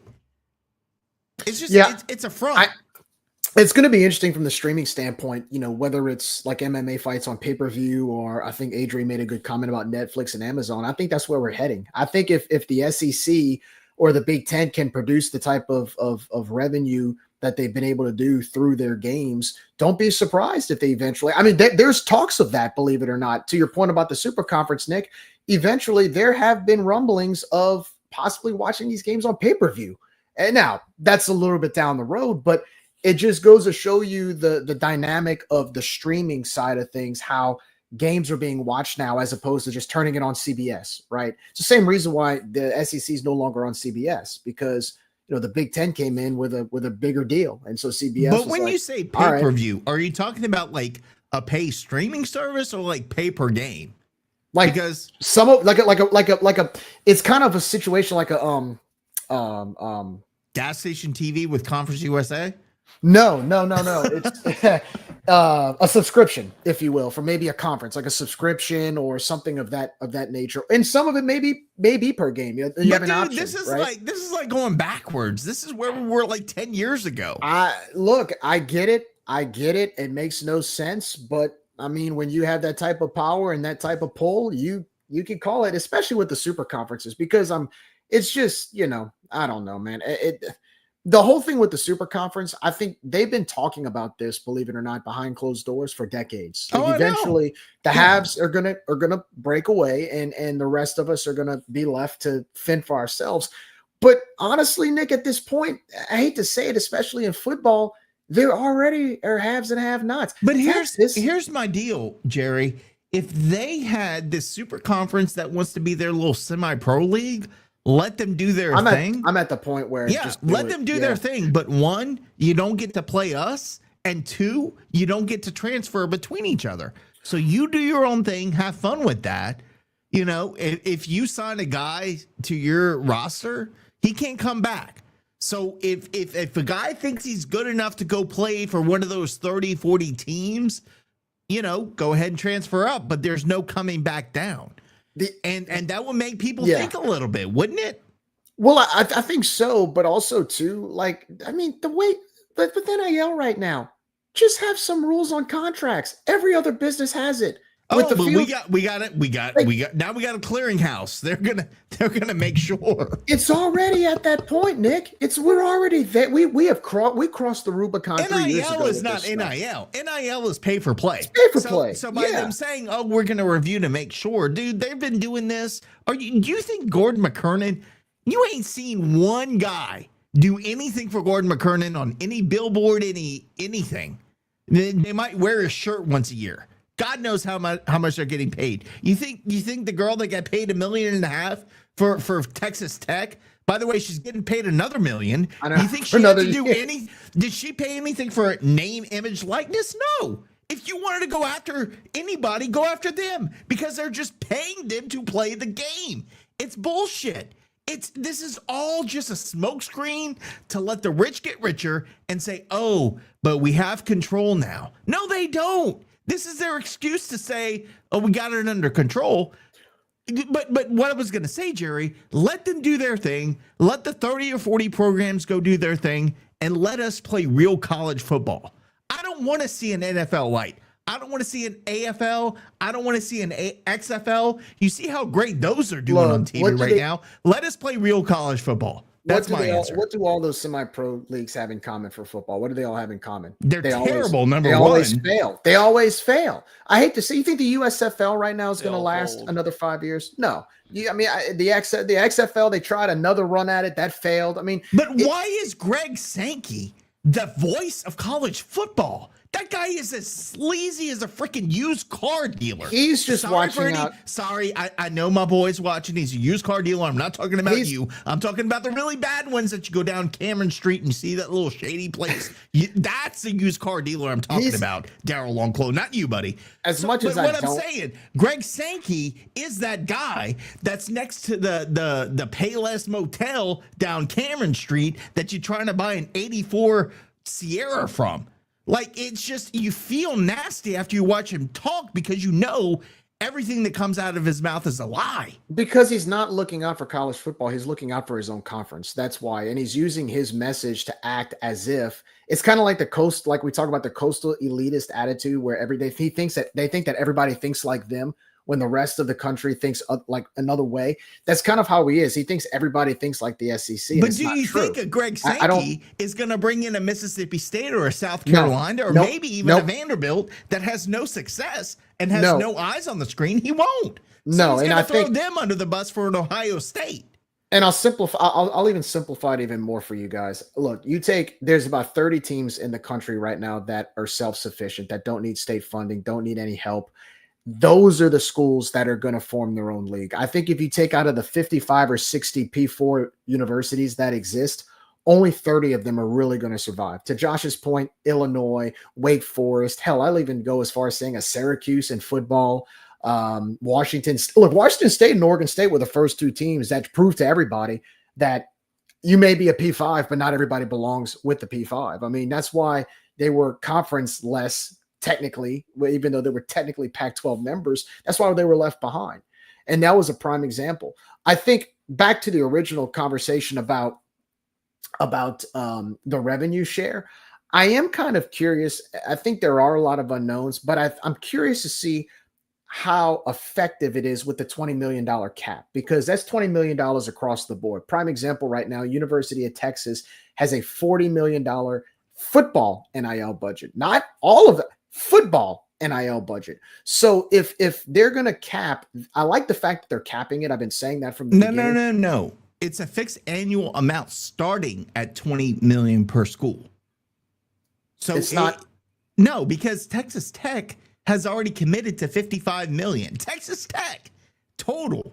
So I had it backwards. Yeah, I had it backwards. But doesn't LSU like $20 million is probably going to be? I don't even know if that's a realm of where we will be in the grand scheme of things. But Texas Tech is already saying $55 million revenue share. And so, by the way, probably still won't win a natty, but okay. So help me out here. So what's the point if it starts at 20.5 million? What's the point of having it then? So it's a cap. So the cap is based on the revenue, on your individual school's revenue, right? So like our cap won't be as much as LSU because their revenue is significantly different than ours. So you can go through the numbers and kind of figure out what that'll be. But what Maggard has confirmed is that we will participate and we will have a revenue share, but it's not going to be, what LSU's giving, because that cap is going to be ridiculous, because we don't get $55 million a year in streaming and media rights. We don't get that money like they do. So of course you're not going to get $70 million from the SEC. Stupid. Yeah, I think what we're going to see is, first of all, I think it is going to be a little more like I'm gonna take it on the positive side from a fan's perspective or a supporter or a big booster / donor. The fact that you do get a write-off for it is a huge advantage, obviously. I also think the fact that it's consolidated with the athletic foundation. So for example, with the RCAF, I'm assuming that you're going to get priority points for giving to this, as opposed to maybe a third party where you don't even know if there is some type of giving model, right?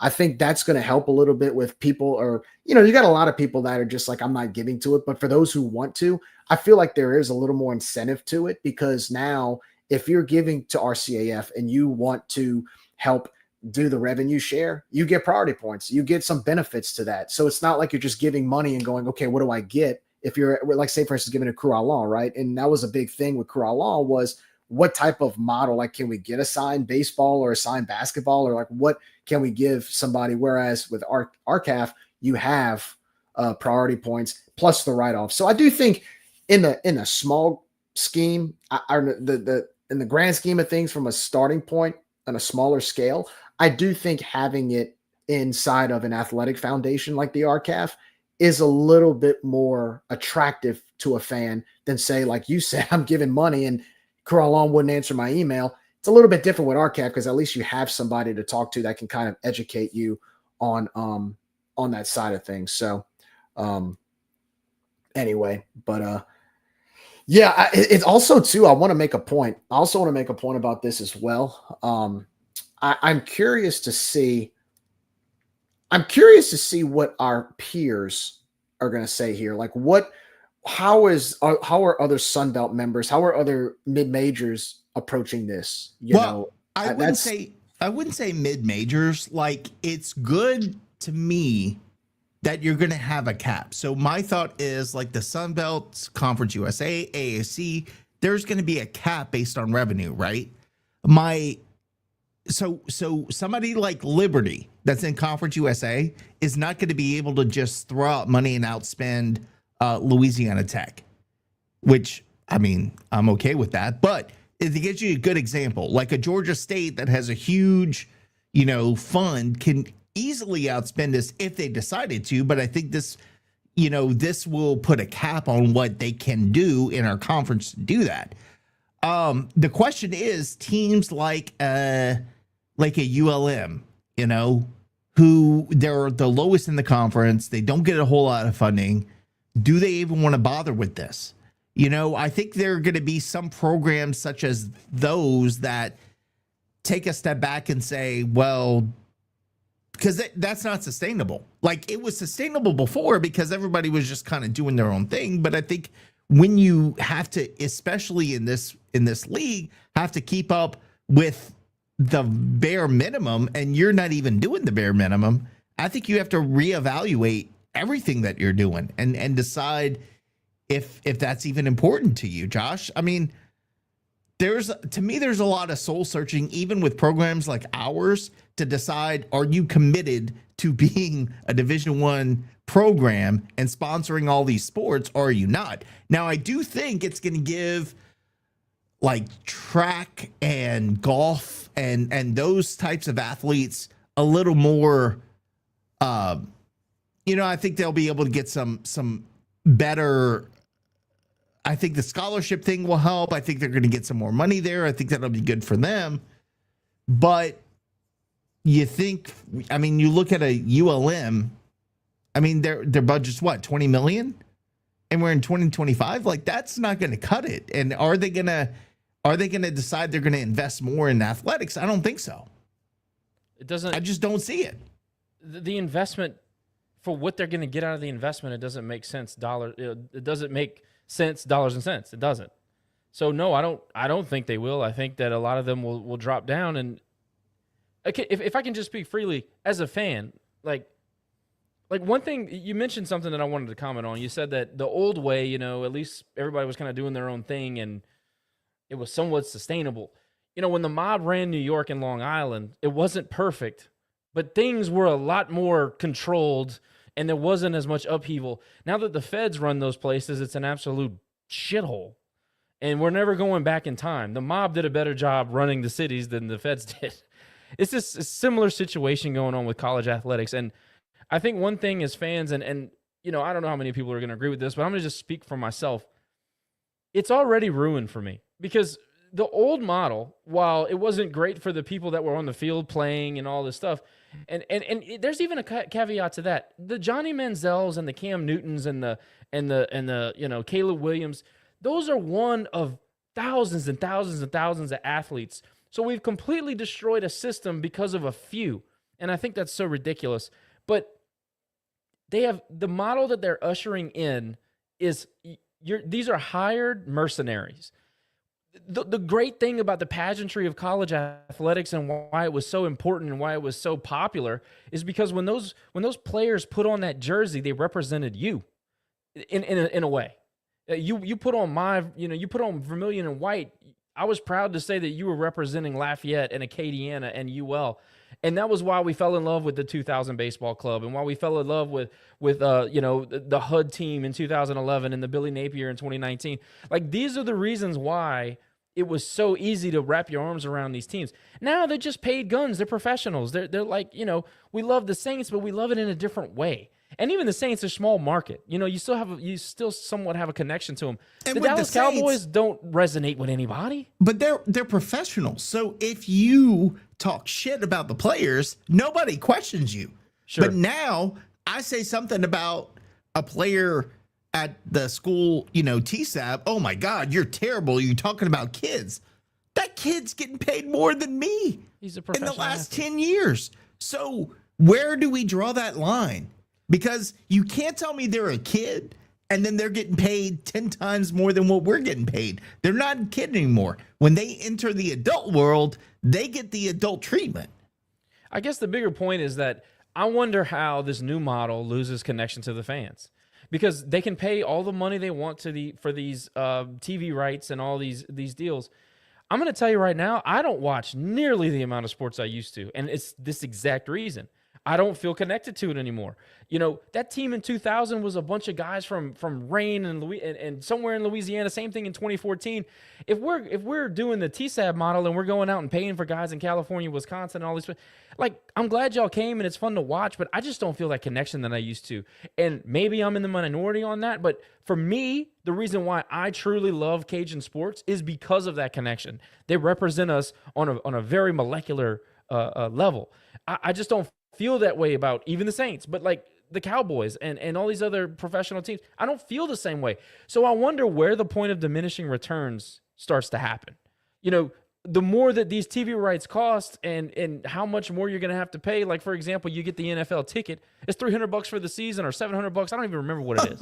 $495. I just paid for it, bro. I'm not paying that. I don't care about it that much. At $150 a year, maybe I'm paying it. It's the same thing with season ticket prices. The Cajuns baseball season tickets continue to go up, up, and up. Tailgating continues to go up, up, and up. At a certain price, I'm interested. I'll pay for it. But you price me out of the market, I'm going to go do something else. This is not linear. I am not that loyal. Like, I'm loyal. I'm going to watch the product, but I'm not going to sacrifice one of my family vacations throughout the year just to go watch the team. And a guy from Oregon's playing on the team that I don't even know, that I can't. He's here for a year. He transfers. He's here for 2 years, and he goes somewhere else. Bingo. I am not connected to these kids on the roster the way we used to be. And they certainly aren't from Rain and Crowley and Lake Charles. And it's just not the same. And I wonder at what point that starts to affect negatively the model that we're introducing.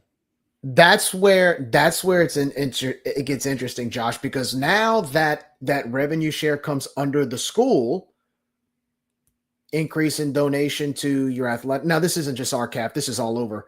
increase now the athletic foundation can increase that per seat donation. Now the athletic foundation can increase that ticket price. Now the athletic foundation can increase the price of the perks. Why? Because that money may be going to an athlete. So if I'm a fan, let's say I'm a fan, I'm middle class, I'm gonna say Ohio State. I got Ohio State tickets, and I sit way up top in the horseshoe, and I have to work my tail off to get that season ticket. And I've been having season tickets for a long time.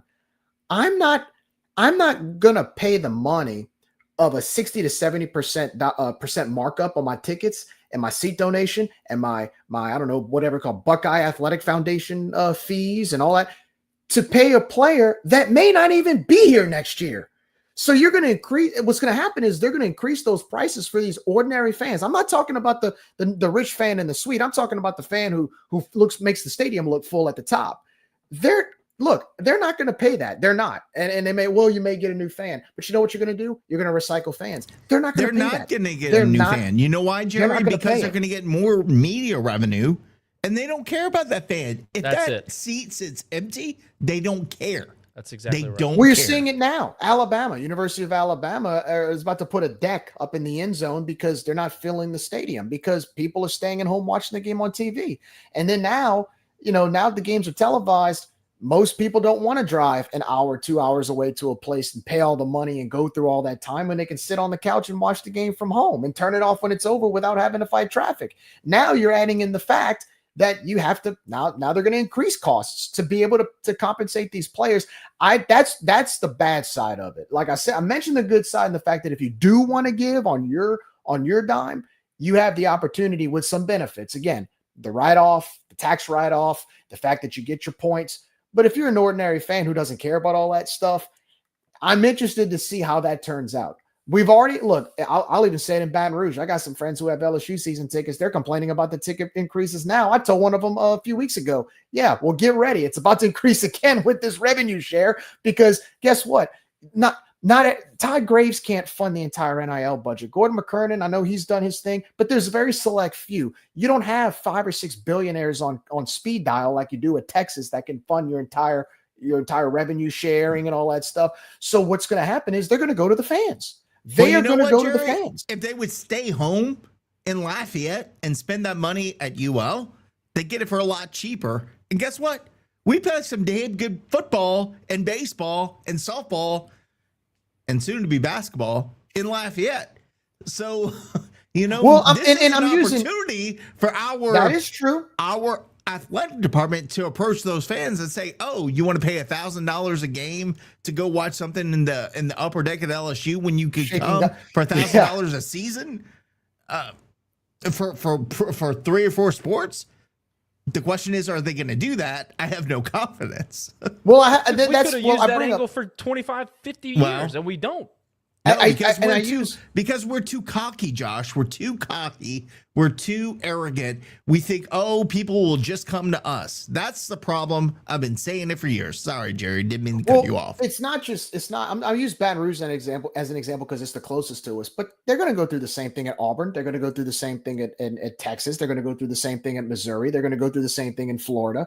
And eventually, again, fans are going to be priced out, and they're going to be priced out even more, not just because of a ticket increase, but because they got to pay these guys. And what's going to happen and I'm glad you brought this up, Josh, about the loyalty to the local players. We love following our teams when we were successful, especially when they're local. That's what made the 2014 baseball team so special, not because they were just winning, but they were all from here, And so when you have to start paying for increased costs to supplement a player who may be from somewhere in Minnesota, and then he leaves the next year, and then you're recycling another athlete. Well, then what? Where's that personal touch that you had, 20 years ago? And it's not going to be there. It's going to be too transactional. I think it already is. It already is. And I'm going to tell you another thing. One of the things that the Alden report talked about was that at this school in particular, they had never seen such a segmented fan base. We had 4 different fan bases. We had a baseball, a softball, a basketball, and a football fandom, segment. What's going to happen now is that the people that do cross over, the football and the baseball and the softball and the basketball fans, they're going to pick one. They're going to have to pick one. And we already don't have the following. And it's not just us that have that, but we were just more pronounced because we're familiar with the Alden Report. It's going to be other fan bases that do the same thing. Like, look at your Southern Misses. Your Southern Miss has some crossover fan.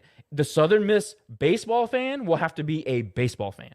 The Southern Miss football fan will have to be the football fan, because it's going to be too much to spend money year-round on all these different costs. And like you said, the price will roll downhill to the consumer, just like it does in business when the inflation goes up or whatever the case may be. That's going to happen everywhere. And the only people that are going to be able to be competitive on a year-in and year-out basis is people that make magic, like App State does in football.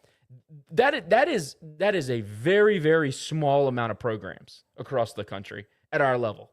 So, no, I don't think you can be competitive. I don't think it's a sustainable model, but I think that's the point. Last thing I am going to say on this, and I want to go back to this by Cole. He's talking about local kids we fall in love with during the season, then they transfer out. I'll take it a step further. How about the local kids that you see in Cajuns gear at 3, 4, 5, 6, 7 years old, running up the hill, rolling down the hill? And then when they hit 17, 18 years old, you see them on Facebook given the LSU sign and wearing their LSU gear and rolling at LSU down the street. We do such a piss poor job of modernizing our campus and our engagement with folks in the local community. I'll give you a perfect example. There is a kid that when he was 4 years old, his dad sent me a video of him singing the UL fight song. Every single word, did not miss a single word through the whole fight song. I played it at Cajun Field on the big screen. I played it at the Teague on the big screen. Fans loved it. We played it multiple times. That kid was the biggest UL fan that you could imagine. A year ago, he enrolled at LSU. Why? Because it's almost like you have nothing to offer, because you don't engage with the local kids, because you haven't modernized yourself to engage with the local kids.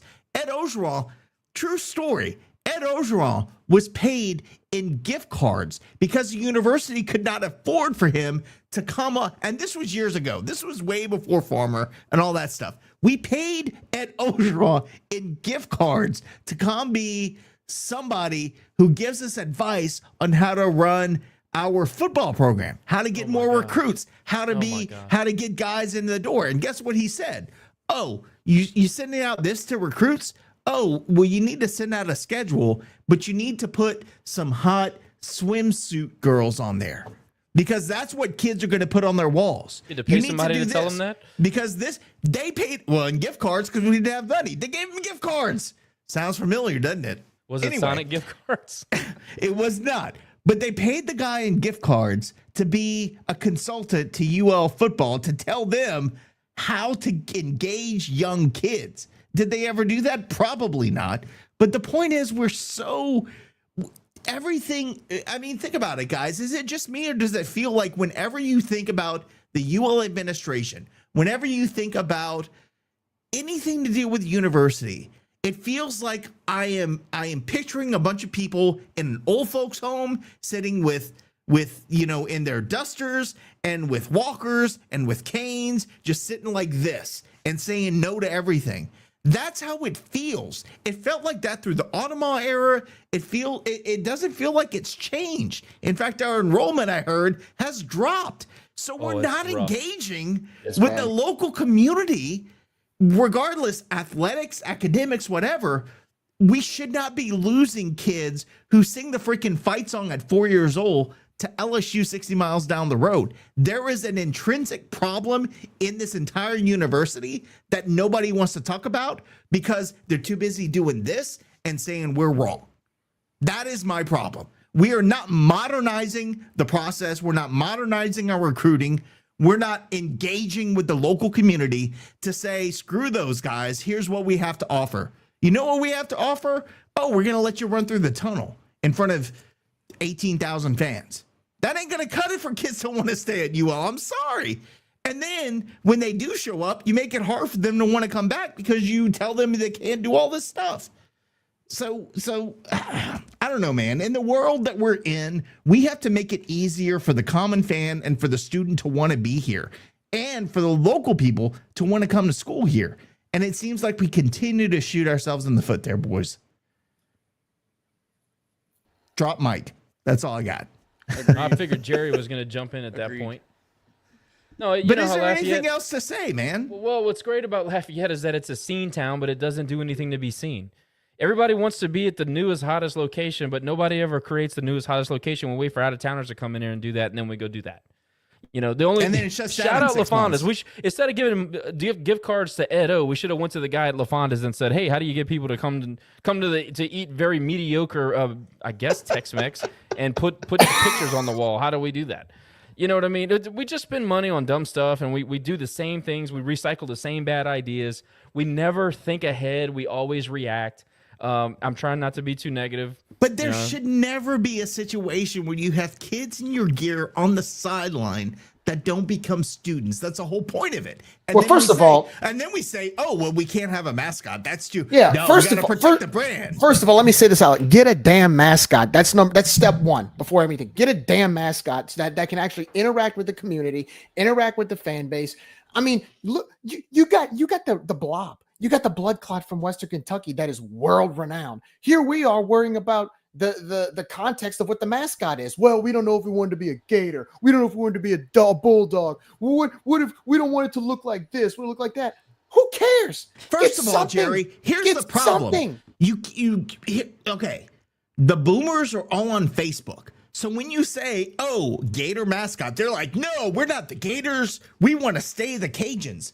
Nobody bothers Who says we're to losing tell, the Cajuns with the Gator mascot? Dude, they think that it's Facebook, dude. Here's X and Facebook are two different worlds, bro. Like, you can say it on X and people understand what you're saying. You say it on Facebook and you're talking to an 86-year-old grandma that's like, "We're the Raging Cajuns. We're not the albino Gators. We're not saying to change the name of the Raging Cajuns. We're just saying." So Tulane had a pelican mascot for a long time. Are they the Tulane Pelicans? But they don't care about Tulane. No. They think that you put a gator on the side. Like, why don't they think that we're the Peppers? When freaking we had Cayenne, nobody said anything about that. Or the chickens, the chickens. We had that's the problem. Chickens. People are so uneducated about what we want to do. I'm sorry, Josh. Why are we talking about damn mascots? This is the answer right here. Andre nailed it. Western Kentucky blood clot can be rented out. Let's get a GoFundMe going. Do it. Let's rent out the blood clot, put on a Cajuns shirt, and have them at the tailgate for opening day. I will do it. I will contribute. I'm in. Y'all heard it. Y'all heard it here first. We're gonna post some GoFundMe to get the blood clot down in Lafayette. Yes, we will get the Western Kentucky blood clot. Would be amazing if it's good. If it gets that would be awesome. I'm gonna try to bring this back in. By the way, yes, let's do that. And put that on the notes. We will do it. But let's bring this back in. So enough talk about the NCAA settlement. Somehow we got into mascots, but God help us. Let's talk about the regionals, guys, real quick. Obviously, a lot going on these past couple of weeks. Love the fact that underdogs have made a run. Wish Southern Miss could have been a part of that. However, could not get past Miami for some odd reason. I think they just may have run out of gas after losing that first game. But let's talk about it. Let's talk about the underdogs. I'll start with you, Jerry. Your thoughts about the College World Series lineup and who do you pick to maybe win it all this season? Yeah, first of all, I find that this, I mean, even with us not being in the regionals, this was one of the most intriguing regionals I've watched in a long time, because even teams that didn't make it to this level or even make it to a super made it to finals and made it worthwhile. I mean, UC Irvine was one of those teams. Obviously, they swept us, but they made it to a regional final. You had Southern Miss came within one game. If Southern Miss doesn't lose to Columbia that Friday night and just totally like not show up, they're in a super, you know. Seeing what Murray State did, not just the other night, but in Oxford, coming into Oxford and winning that regional, it's very impressive. Coastal Carolina winning with pitching, not just hitting, but pitching. I mean, they've got the full package. You know, seeing some of these teams barge their way into super regionals was just so impressive to watch. I thought this was a really fun regional season so far. even Little Rock gave LSU all they could. You know, a 27-win team just clicked at the right time, and a bunch of scrappy guys just out there having fun. Which is why, Jerry, if TSAT loses their first game, they're done. They have no pitching outside of game 2. They have really, really good starting pitching on the first couple of days. After that, they have nothing. No, their top 2 weekend starters are unbelievable. Yeah, but if Arkansas beats them in game 1, by the way, that would mean one SEC team goes into losing bracket. Either way, it's a win. And they rely heavily on 2 freshman relievers. Correct. So, I don't know. I like the fact that you had a lot of these scrappy teams barge their way through. That's what I loved. All this talk about SEC. I mean, look, SEC has had some good baseball, but you look at what Duke did in Georgia. You look at the fact that, Florida comes into Coastal, it barely showed up. Coastal dominated that series. You saw what Coastal did to Auburn. Vandy, just that Wright State. That was one that I did not expect. They were the overall national seed. I'll even move it over to the Big Ten. Oregon was supposed to have high expectations. They were I think they got bounced out in 2 or 3 games. It was the upsets really the upsets were, I'm not going to lie. It wasn't that I was surprised with the upsets. It was how many upsets that happened. It was satisfying, to be honest with you. Well, I love the parity because in the world of college sports today, we've been talking about this for the last hour with the revenue share and then the have and have nots. There were a lot of haves that ended their season at the hands of the have nots. And you look at a team like Murray State and first of all, I want to say congratulations to Nico Yanko and Murray State making that run. But that's a team right there that is just, they look like they're playing loose, having fun, enjoying themselves. You saw them against Ole Miss. Even when Ole Miss made that comeback, they were calm. They didn't play under pressure. Same thing with Coastal at Auburn. Coastal looked like they're on a mission. I honestly think, if you ask me right now, I think the top 2 teams, in my opinion, to win the World Series, I'm looking directly at Arkansas and I'm looking at Coastal. Coastal Carolina, and Josh and I talked about this the other day, one of the most complete baseball teams that I've seen in a long time, especially at the Sun Belt level. The way they swing the bat, natural swings, they get timely hits. Their defense is unbelievable. And for the reputation that they have hitting the baseball, their pitching has been outstanding in the last 3 weeks. Starting with, they're on a 23-game win streak, but if you saw the way they pitched against Southern Miss in the Sun Belt Championship, all the way into regionals, one game they score, 10 runs. The next game they beat East Carolina 1-0, and then you go see them against Auburn. They win 7-6 the first game, and then they come back and win 4-1. 3 of those runs coming in like the 7th or 8th inning. So they won with pitching. Guys, I'm not going to lie. I like Coastal. I think Coastal's going to make some noise in this tournament. I like their chances, and I'm going to be pulling for them. I want to see the Sun Belt get a natty. Lane, who's your pick for the CWS this year? Are you picking an underdog or are you going with a favorite?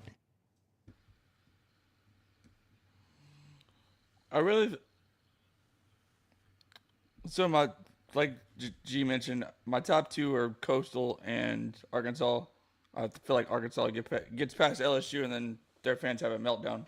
But I'm picking Coastal to win it all. Their 3 main starters on the mound are better than anybody else left in the College World Series, so I'm going with them. I'm a big Coastal fan, man. I don't care who they go against. I think Coastal's gonna be in that championship game. I don't know, man. Of course, I'm gonna pick for the Sun Belt, which I was told that. Well, how dare you cheer for your conference? But that's a whole nother pod. Josh, your picks for first of all, your thoughts on the underdog through the tournament and your pick for the College World Series. Well, first of all, somebody on this here podcast has been saying all season that Coastal was going to be I didn't say they were going to make the College World Series because, man, that's one heck of accomplishment. No, that was me, right? Could have been. I didn't. But they have the formula that we have always won with: pitching, defense, timely hitting. They're on, like somebody said, they're on a 23-game win streak. They dominated Auburn at Auburn. Auburn is a team that swept LSU. Auburn was a powerhouse in the SEC this year. Coastal made them look like Troy. I mean, that's what he did. Coastal is the real deal. Coastal plays elite defense. They have elite bullpen pitching, and they have guys that have been there before. Caden Bodine is probably the best catcher in the country. Might be the best. I mean, if not the best, he's a top 3 catcher, defensively and offensively. You had some of their guys that have been middling hitters, 8th, 6th-hole hitters that came out and hit bombs against Auburn on the biggest stage of their lives. I mean, that was so fun to watch. And I know they went gorilla ball on the first game on Friday in the Super in Auburn on the Plains. They said the Plains about 1,000 times. I was so sick of it. But then they came out and played defense, and they rode Morrison to I think it was 1-0 going into the 7th. So you saw everything that they do at an elite level in Auburn, at Auburn. It was just great, and Auburn had some incredibly talented kids. They can pitch it. They had some studs on the mound. I mean, some of the young guys are really, really good. But their offense was loaded. I mean, they had no holes in their lineup, and Morrison just continued to mow them down. Only thing with Morrison is that he gets his pitch count up, but anyway, that's a whole other conversation. I love Coastal. Vegas has Coastal as the number 3 odd team to win the College World Series if anybody's out there trying to make some investments. I don't know, I know we have a segment of the audience that likes to do that. I might partake myself.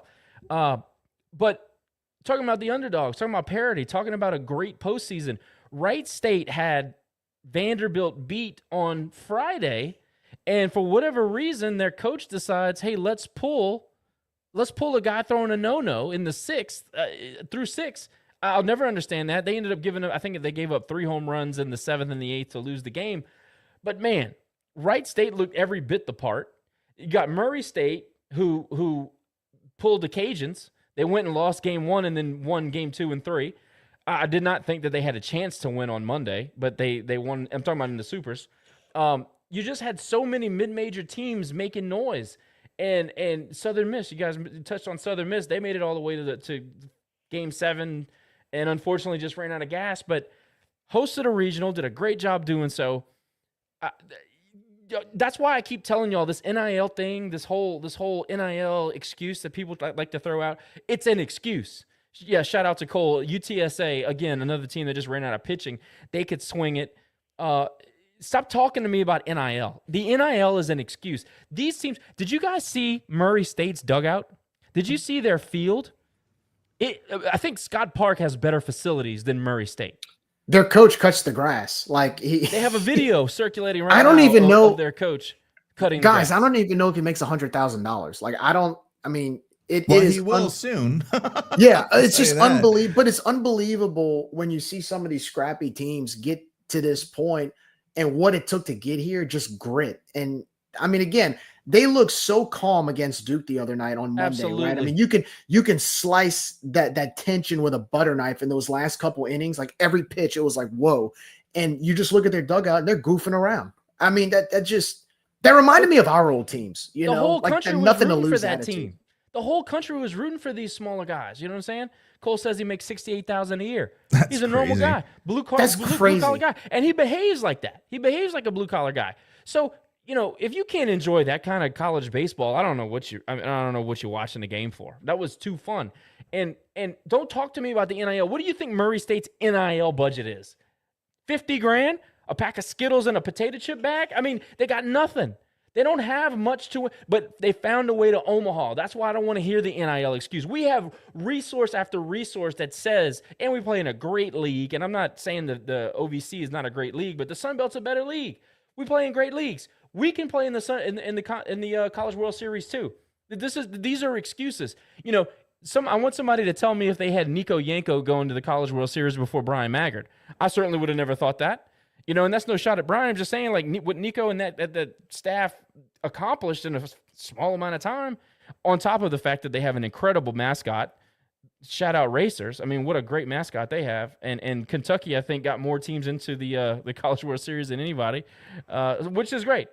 So, yeah, man, I'm so happy that the game is in a good place when it comes to parity, smaller schools being able to compete. I think Troy should have got in. I think the Sun Belt should have been more than a 2-bid league. At the same time, Troy has a knack for not performing when the games really, really matter. So I'm not really going to make that big of a stink over that. But watching it. Also, shout out Ryan. I see he made a comment about Wright State pitching to go to the tournament, win with the tournament.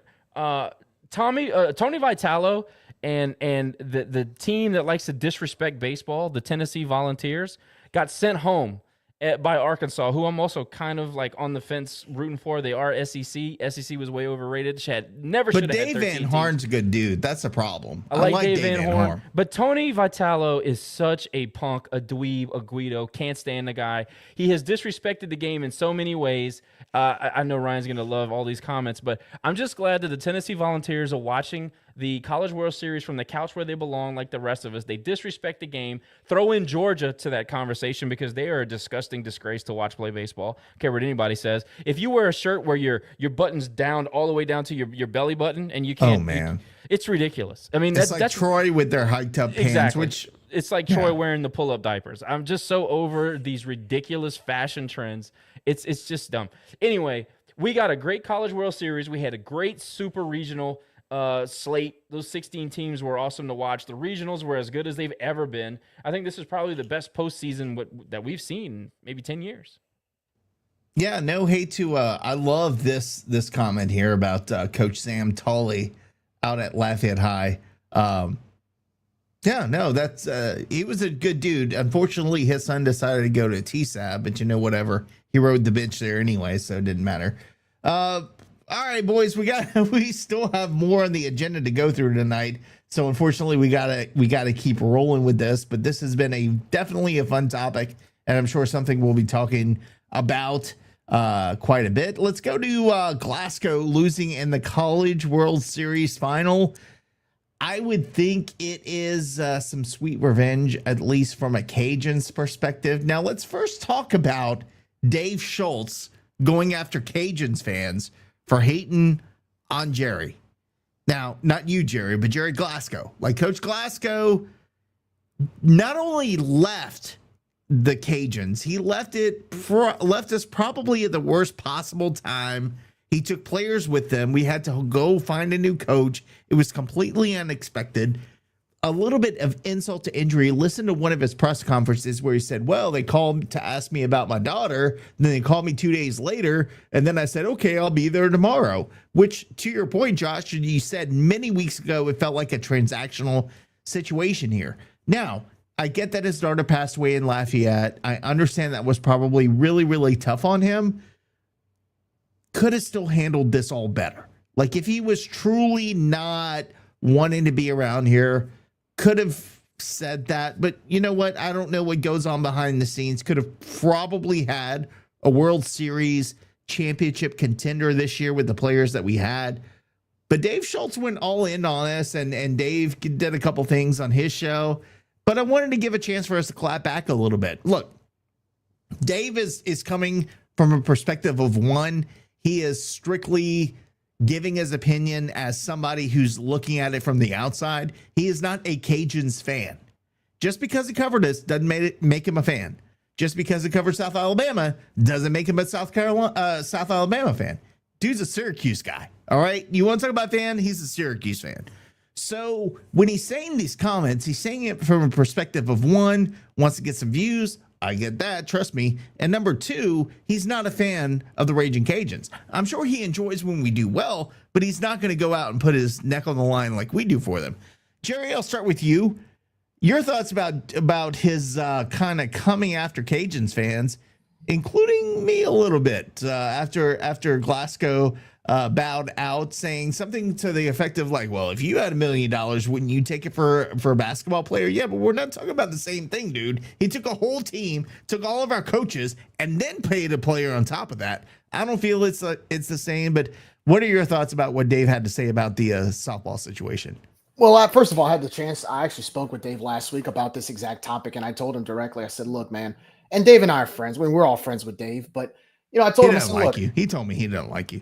Probably not, but I'd still bother him anyway. But look, I told him, I said, Dave, I'm taking this from a UL fan's perspective. Now, from a distance, if you look at the situation, the way we would look at it from a logical point of view is Jerry Glasgow took a job at a Big 12 school for more money.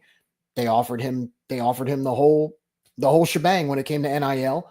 to buy any player, bring in any player for a lot of money, including Najee Kennedy, who came for $1 million. From an outsider's perspective, totally understand it. But you got to come from a Cajun fan's point of view, okay? I'm coming from a Cajun fan's point of view. He made a comment where he said, Cajun fans are sour about this. Well, yeah, I'm sour about this. Absolutely. What Cajun fan wouldn't be sour about this? You just hosted a regional last year.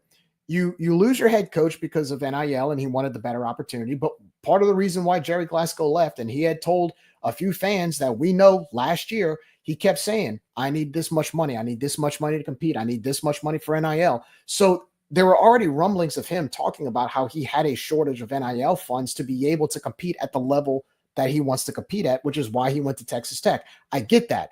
But if you take it from a fan's point of view, we just hosted a regional last year. He leaves, takes 5 or 6 of the players with him who started for us, and we're left with a team that didn't drink. I'm just reading the whiskey bottle. Anyway. I was going to say. Doggone it. RC. Freaking Ryan, man. Anyway. Throwing me off like that. Man, take that comment off. I can't concentrate here. Anyway, look, he brought half of our team with him. We're stuck with a roster that didn't even make a regional this year for the first time in 20-something years. So we're sitting at home for the first time in almost 30 years. I turn on the TV. I see Texas Tech playing for a national championship or against Oklahoma. And literally the first 5 or 6 or 3 or 4 or 5 players in their starting lineup were from UL. That was our team. Half their starting lineups from our team from last year while we're sitting at home and they're playing for a chance to play in a championship game. Put it to you like this. The winning hit against Oklahoma, Sam Landry pitched for Oklahoma. You've got Lauren Allred who gets the hit, gets an out in right field. I'm drawing a blank on who it was who scored the winning run, but she was Maya Davis. Maya Davis comes in to score a winning run. 3 former Cajun players to put Texas Tech in the we should be happy about it. Final. Oh, yay. So, Good for them. So as a Cajuns fan, I'm watching that. Am I supposed to be happy about that? No. According to Dave, yeah. No, I'm not happy. You damn right I'm sour about that because we're sitting at home for the first time in 30 years while they're playing for national championships at other schools. So no, excuse me if I'm a little upset by that. Excuse me if I'm a little quote unquote sour or upset. Yeah, I am upset about that. As a Cajuns fan, I am. So I'm not going to sit here and go, oh guys, congratulations, you left. You left because you're chasing money. Okay. Not Jerry Glasgow. I don't think it was that he was chasing money. He wanted the better opportunity. But if you're going to a bigger school, yes, you want to compete on a national stage. I get that. But there's no doubt if you're paying your pitcher $1 million, you're also going after some money. Okay. Let's just be real. It's not just about championships. You're getting paid as well. So at that point, you left us. You left. You're no longer a Cajun. I'm sorry. Like you're no longer a Louisiana Raging Cajun. You're playing for another team.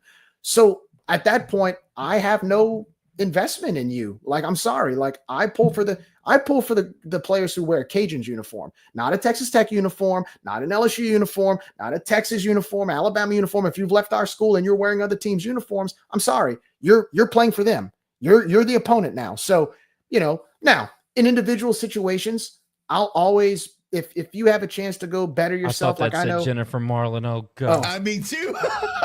Look, I'll just tell you, like, take Sam, right? Sam's a friend of the pod. She had a chance to go to Oklahoma. She got a good compensation. I believe she's getting some help with med school, right? I mean, there's some opportunities she has there. I understand that. But when you have 6 or 7 people that leave at one time and go to the same team, and we're stuck here sitting at home from a regional, again, I'm sorry. I just can't. No. There's a difference between opportunity and poaching. And I'm going to talk about that. Yes. But Josh, I'm going to go to you, give your take. Then we got to go to Lane after this because I have a ton of questions for him. But here's my question to Dave. And I'm going to ask you too, Josh. We're hearing some rumblings that some current players may be entering the portal because they've been recruited by someone at Texas Tech to go there. And if they end up there, are we still supposed to say, well, good job? It's all part of the game. No, I'm going to be freaking pissed off. And I think it's in my right to be pissed off, Josh. But go ahead with your comments about what Dave said about the whole situation. Well, Lane is the man of the hour, so I'm going to do my best not to step on any toes. But you know, one thing I do want to point out to everybody who's really angry about this topic is it's a really good commercial for our softball program when all these kids are playing in the national championship game. So I want to point that out because I haven't seen anybody talk about that. The fact that Maya Davis and the fact that you know, even Chloe Riosetta, who was, I think she got a relief appearance in that last game. You know, the fact that they had to continue to talk about Louisiana Raging Cajuns, and I know they brought up Allie a couple times and Jerry's road there or whatever. It really is a good thing for us in the realm of PR. So there is some positivity in that, but the Cajun fan in me, obviously, and then the sports fan also in me is you know, the old saying is ball don't lie. You know, ball don't lie. Jerry tried to do it the shortcut way. He tried to pay for a team. He tried to leave another team quickly and jump on an opportunity. And look, I know he had some family tragedy here. All right. And I'm going to try to stay away from the emotional stuff because I don't think that really plays into this. I think that he was told, we're going to give you X amount of millions. We're going to give you this salary and these resources and all this other stuff. And you're going to be able to win a national championship. Maybe not this year, maybe not the next, but shortly. And obviously Jerry has the connections that he needs to be able to recruit at a high level. So I think it is just a professional career decision.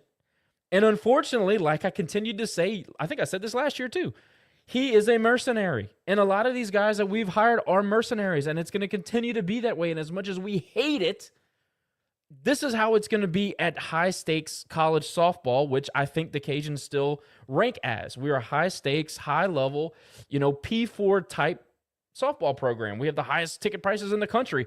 To park by the stadium's $3,000 a year. It's insane. That's a whole other conversation. But I think that we still fit the bill. And I think Allie, you, like I said, you got more so the Gatorade Player of the Year a few years ago that just committed to the program. And I think Allie's going to really ramp up her recruiting efforts, and she's going to get resources and all that stuff. So it's yet to be seen. But man, let's not act like Texas Tech lost to a podunk school. You don't think Texas Tech is paying those girls to get up there and take hacks and throw pitches? I mean, they were a well-funded team too. But yeah, there's a certain animosity in me as a Cajuns fan that love to see Jerry go down in the World Championship. I didn't want to see him win a College World Series. None of us did.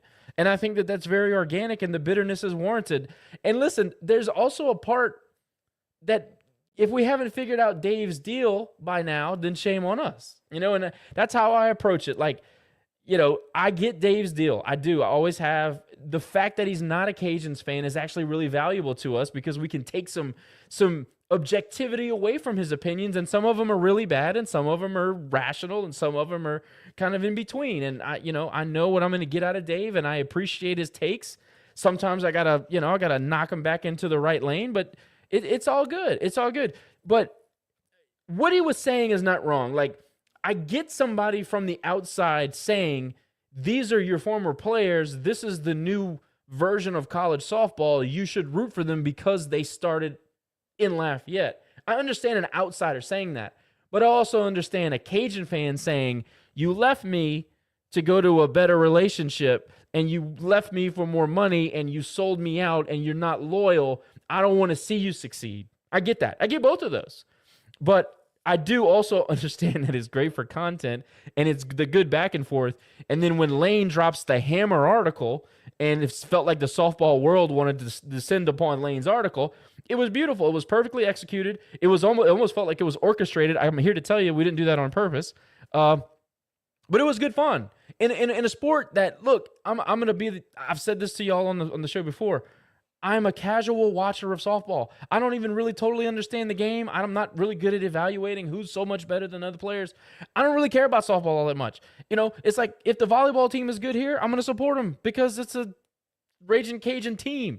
But if they're terrible, I'm not going to lose sleep over it. Lane is a little bit more of a diehard fan, so it's a little different. But it gives me a little bit more objectivity to sit back and watch it all play out to where I can say these type of comments. But for really people that have their heart in it, and people that are diehard, and people that know the behind the scenes stories that Lane knows, and a lot of people he's connected to know, it's a little bit more different. It's a little bit more difficult. So that's my take on it. I'm just going to say the one thing before I go to you, Lane, the one thing that I 100% disagree with Dave is that nobody cheered against the players. We were cheering for Sam. I mean, we were ready. We were all ready for Sam to get a natty because it wasn't about the player. It was about the circumstance. It was about the program. And it was about Jerry Glasgow, the way he left. Had he left the right way, I think all of us would have been like, okay, like we get it. That's the story that's undersold. Is Right. how he did it, when he did it, and how badly he hurt us by literally napiering our roster. And that was But Napier both of them got at the least, same reaction. Napier at least said, hey, I'm going to take a couple assistants. Now he took a lot more, but he said, this is what I'm doing. People are coming with me. He left. It was kind of like when the Baltimore Colts left. About that. The Baltimore Colts left in the middle of the night and went to Indianapolis. It was kind of like that. Like it was the same thing. Why wouldn't Baltimore hate Indianapolis for doing that? It wasn't Indy's fault, but screw them because they took away what we could have had. Go ahead, Jerry. Before we go to you, Lane, you got a lot to say, I know. Well, it goes back to the fact that it's kind of like I found it funny. You saw some of these Facebook comments about, oh, this is a terrible article, blah, blah, blah. And then some of them who were saying it, pretending to be Cajun fans, were LSU fans. And I'm thinking, first of all, this is the same fan base like that literally cursed Nick Saban for 20-something, however long he was at Alabama. Well, I don't know why you care about those fans. So, well, it just makes me laugh, the irony in that, because a lot of the people, yeah, I know, they right? will do anything they can to make us look bad and look like idiots and but it's trash our just program. ironic. I just love to spot irony out from a mile away whenever. Well, go talk to your boy Blaine Saunier, How who's can the you- nicest how guy can in you- the world at Reds. Oh, How God, can I you hate say- that guy so much? How can you say that about the softball team? And I'm like, you guys cursed Nick Saban for almost 20 years for doing the same exact thing to you. But also to your point about the Indianapolis Colts, I think that's a great comparison. I don't see any Baltimore fans going, gee, they won a few Super Bowls while they were in Baltimore. So Congratulations. I should Good job. from now on. It's like the Cleveland Browns, right? Like going to Baltimore. I'm sure the Cleveland fans weren't happy seeing Baltimore win a few Super Bowls after they left. Oh man, I remember the great days of Jim Brown. Go Ravens. No, they're actually an arch rival now with their new team, or the Browns now. So anyway, go ahead, Lane. It's all you, man. Yeah, Lane, let's talk about this. So what the hell, man? Like, okay. First of all, I got so many damn texts about you. Thank you. I'm so glad you wrote that article. But you know what's funny is that I don't even think it was about the article, because I feel like I wrote a couple of other articles that were much more contentious and that really kind of dug into like, he's just paying players for this. I think it was what the status or the headline was that you put out with it really triggered people. I don't know that they even read your article, but holy shit, you triggered people. And it's funny because you had a lot of folks that were hardcore softball fans that were like, yeah, this is awesome. And then you had some people that you never heard of that was like, you're trash. I can't believe you wrote this. And then you had the in-betweeners. I mean, some of my dear friends were like, who is this Lane guy? He's an idiot. What was your thinking behind the article? Not saying I don't agree with it. I think the article was spot on, but I don't think anybody read it. I think they stopped reading what you wrote on the post itself. What are your thoughts, bud?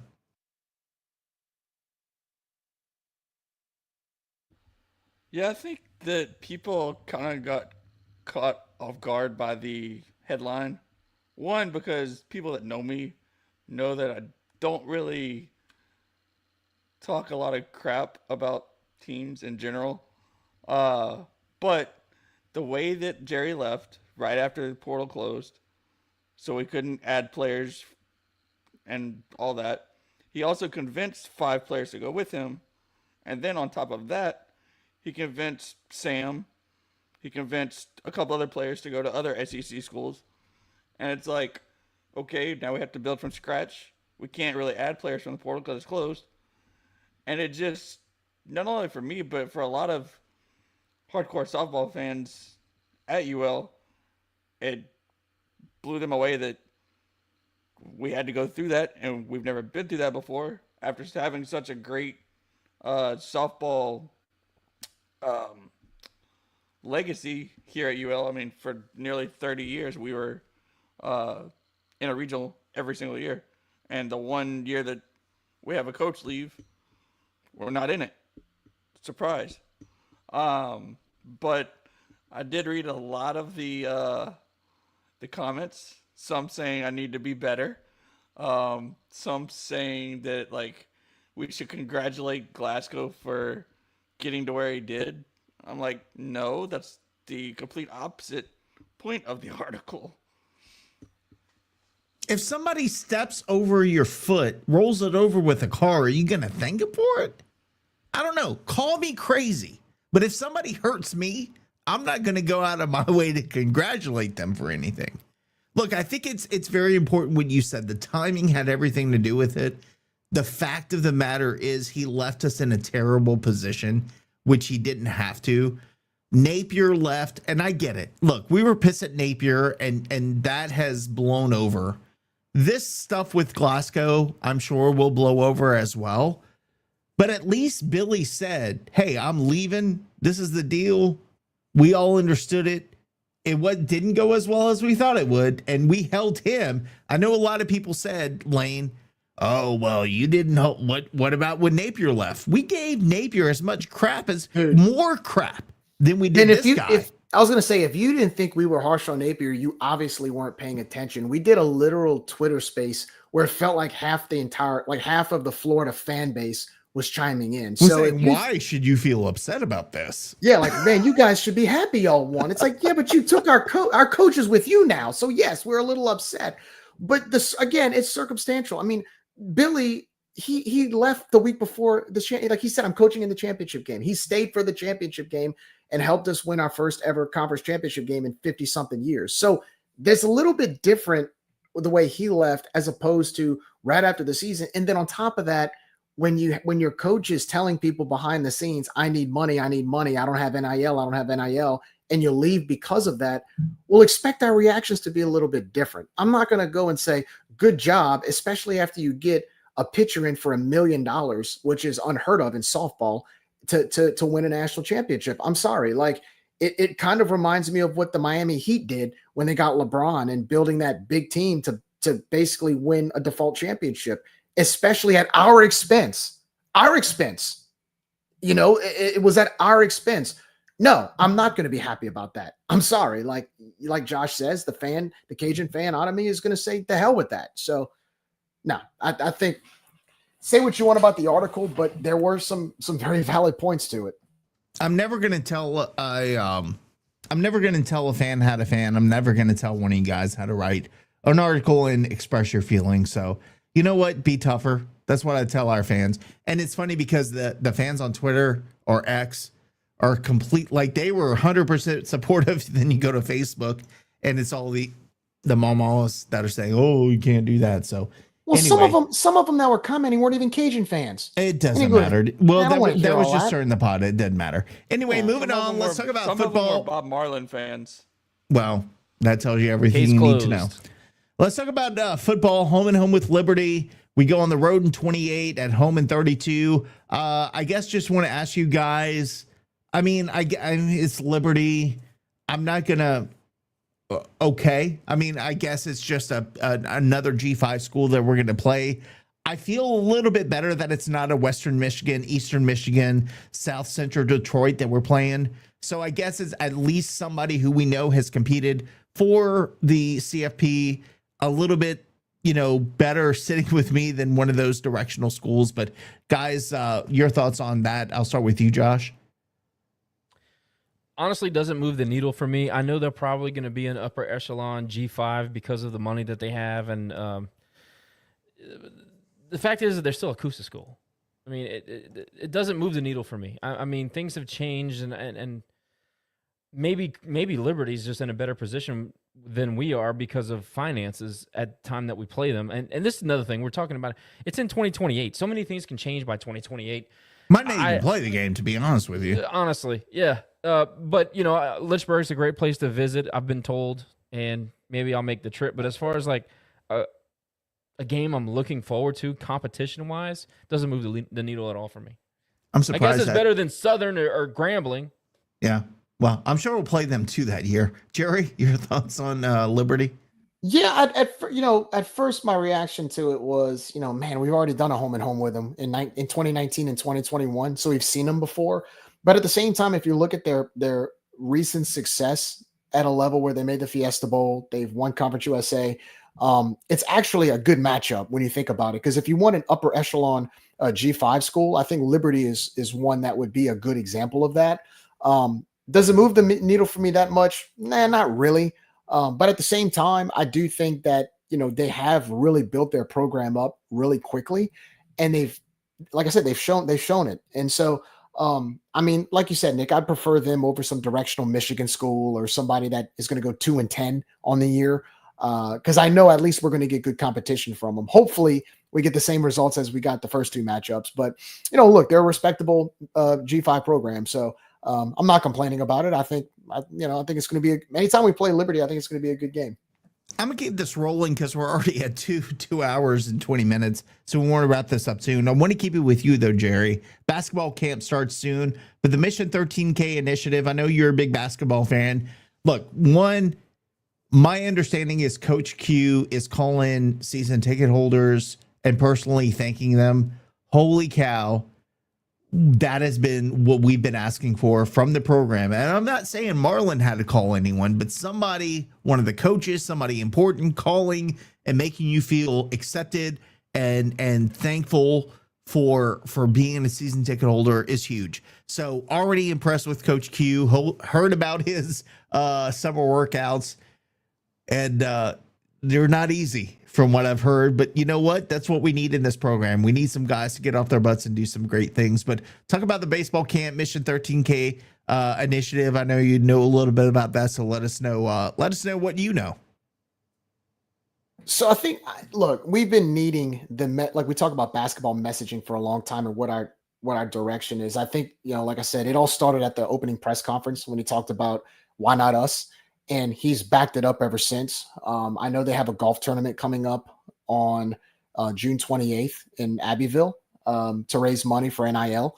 So they're doing stuff to really get the community involved and get this program built. I mean, the roster he's put together is unbelievable. He talks about how he wants 13,000 people in the Cajun Dome, which has never been done before. And so my thing is at least he has a goal in mind. At least he has a standard in mind of what he wants his basketball program to be, which is something we haven't seen in a long time. I mean, I think a lot of what we've seen over the past couple of years has kind of been, let's just wing it and see what happens. Whereas I think Coach Q has a legitimate mission into making this program a true bracket buster, which I like. And what our fans have been wanting and needing to hear and see. So it's off to a great start. Anytime you have a head coach call you directly, thanking you for buying tickets or asking you to buy tickets, I mean, that's what we ask for in Acadiana. We like that type of contact. So, obviously he hasn't coached a single game yet, but at the same time, he's off to a good start, and I think it's we're moving in the right direction with the program. The workouts have been really intense, like you said. I love the social media videos. The guys look like they're really buying in so far, even though they just enrolled.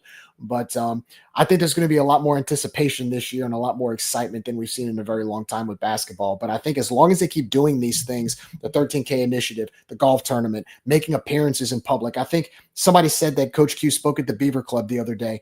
Keep doing that. You keep doing that, make a name for yourself, get out in the community. I think that's how you get the fans back in basketball. And the last thing you got to do is you got to win. And I think he's got the team to do it.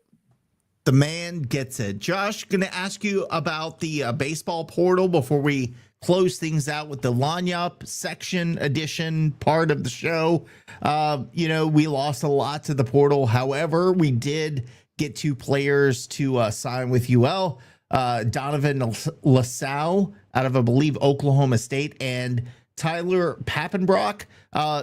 Your thoughts? I know you know a little bit about Donovan. Talk about what he brings to the Cajuns next season. Well, people are going to look at his collegiate stats at OSU, and they're going to say, oh, he hit 160 as a college hitter. Listen, things don't work out. It's one of the best offenses in the country, has been for a very long time. The kid got invited to the Cape as a freshman, a true freshman. And he went up there and he hit 200, and I know he didn't have a great experience up there, but the fact of the matter is they thought enough of him to invite him to the premier summer league and for for D1 college baseball players. This guy is, first of all, he hit like 5'10" as a high school senior out of Barb. He was the MVP of the state in Louisiana 2 years ago. This kid's gonna hit here. If he can stay healthy, he's gonna hit here. He's not gonna sit behind the 15 of the best hitters this country has produced. He's going to immediately, and I said this to somebody on Twitter, he will immediately be, if not the top 3 most gifted, naturally gifted hitters on this club, period. It is. He's going to have 3 years of eligibility from what I can read, and I think that he's going to be a difference maker in the lineup. We have a long way to go. We got a whole team to build. It is very, very our situation right now that we get a LaSalle as a hitter and a position player, and this Pappenbrock guy from an NAIA school that had a 5 ERA. I don't know anything about him, so I'm not going to talk negatively about him. Maybe he's a project that figured something out at the end of the season, and I don't know. I don't know what to think. I just think it's so indicative of how our program is run at this point that we can pull a LaSalle and then get this type of prospect on the mound. We have so many players to find, and we got to do it in a short amount of time. And I don't know if this is a huge, great start for us, but I will say that Donovan LaSalle can hit here. He can contribute here. I think he can be a 10, 12 home run guy, 60 RBI type guy here. I think he's a middle of the lineup type of hitter for Degs. I do. A lot of work to be done this offseason as far as recruiting goes, but we'll see what happens. Just let it play out and see what Degs can put together. I'm sure we'll have some more talent come through on the portal. So, I'm just going to wait and see and give him the opportunity. I know we were not pleased with the results this season. So I would just say, let's see if they can find the diamonds in the rough like this guy who obviously is proven, may not have the stats to show it. But hopefully things work out. Boys, we're going to get to the fun part of the episode with the Lafayette Eats Lagniappe, brought to you by Lafayette Travel, or I should say Eat Lafayette, brought to you by Lafayette Travel. I kind of get that confused sometimes. Want to ask you boys, I am a big fan of the Teague and the atmosphere that we put together in the old Teague. Hopefully we're not losing some of that. But wanted to ask you all, what is your favorite Teague tradition? Please don't say center field. Like that's automatic. I know how much Josh loves center field, but don't say center field. It's corny, so. Yeah, outside of center field, what's your favorite Teague tradition? And what I want to hear is, what is your favorite song played at the Teague, so I can tell you whether or not I started it. Lane, since you're kind of the newest of the group, I want to hear from you first. Favorite tradition, favorite song played at the Teague. So it's more not in-game tradition, but for Section A, we tailgate for every single home series, and even in the past, we've tailgated for road games outside the stadium when they had it on the big screen back then.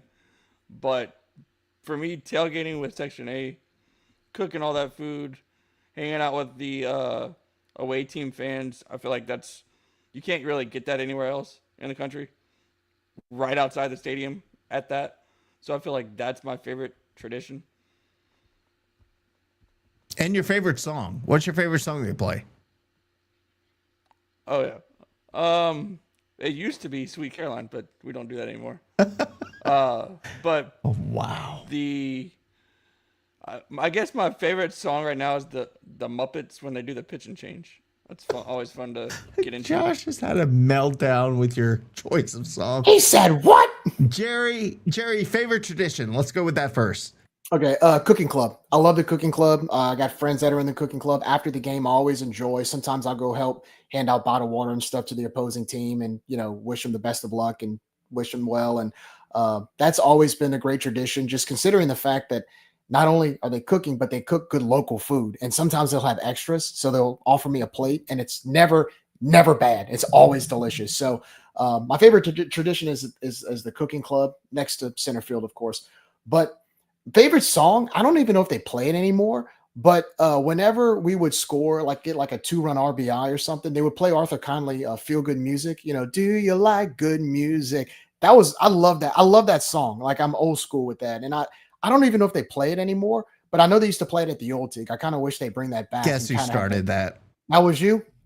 That was you. I mean, it was pretty that, much any song. It was that, and after another RBI was a two-step my move by Wayne Toops. It was either feel good music, and so you did both. They need to bring that back. Like bring back some of that local, old school type music that the locals love. I also feel like liked "Ain't Going Down Till the Sun Comes Up." Kind of got the Teague into it back in the day. yeah, But like yeah. we need to bring that type of music back, in my opinion, and of course mix it in with some of the stuff. Do we need to just go have a Nick Day at the Teague that I just do my thing? Yeah. I think so. I think I'm so. banned from I the agree. Teague. Josh, let's but actually before you go, I'll give my thoughts.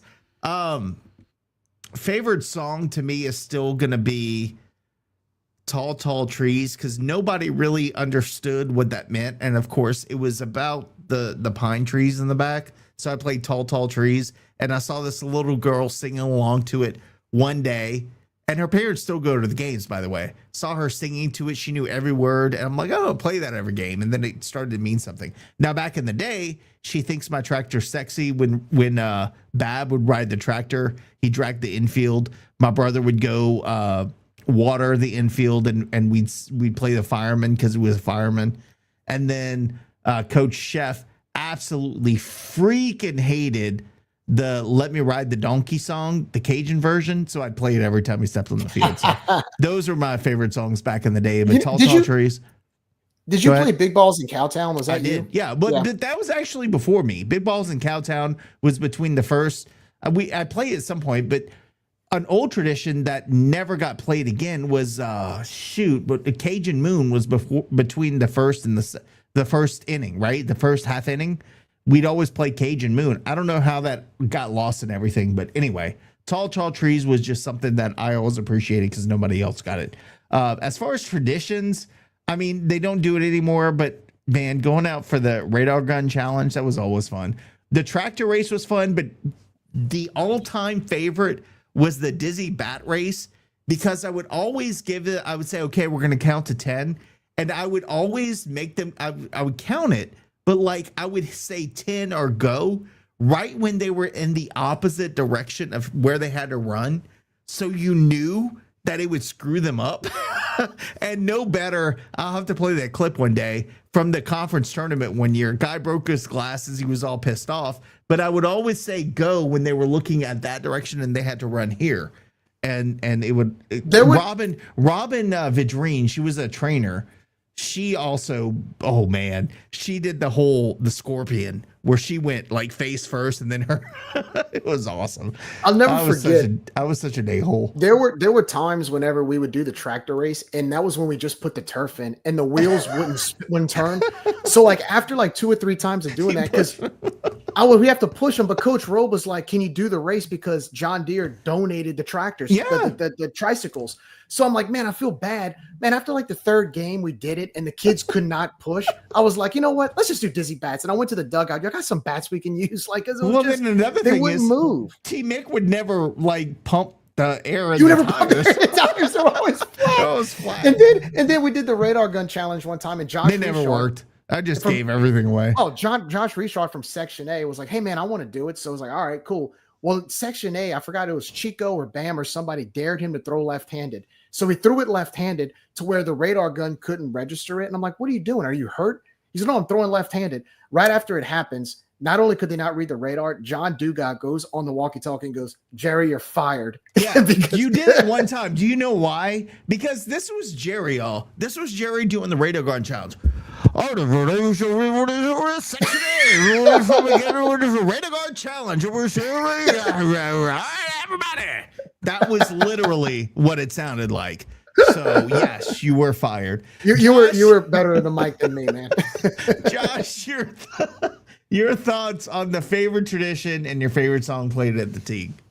My favorite tradition is not scoring from third with less than 2 outs, and then my favorite song played is "Neon Moon" by Brooks and Dunn. And let me tell you, Neon Moon is probably the greatest country song of the 20th generation, or 20th century, excuse me, that I want to say that. I appreciate that, sir. This is also one of my favorite songs, Damon Troy's version of Secrets That You Keep, which, by the way, a local band hit me up this week asking me about it. I sent them the song and it made me think about it. I'm like, damn, that was a good cover. Damon Troy had a moment for a while. Yeah, it was good. It was good stuff. All right, boys, again, thanks to Eat Lafayette, brought to you by Lafayette Travel. Also, our other sponsors, Dr. Brett Venable, covering Chiromed, Lafayette Roofing. Thank you, Darren Domang and your crew out there. Award Master and Ragin' Hydration. Guys, we're only a few followers short on YouTube, so please subscribe to us there so we can do some really cool things for you.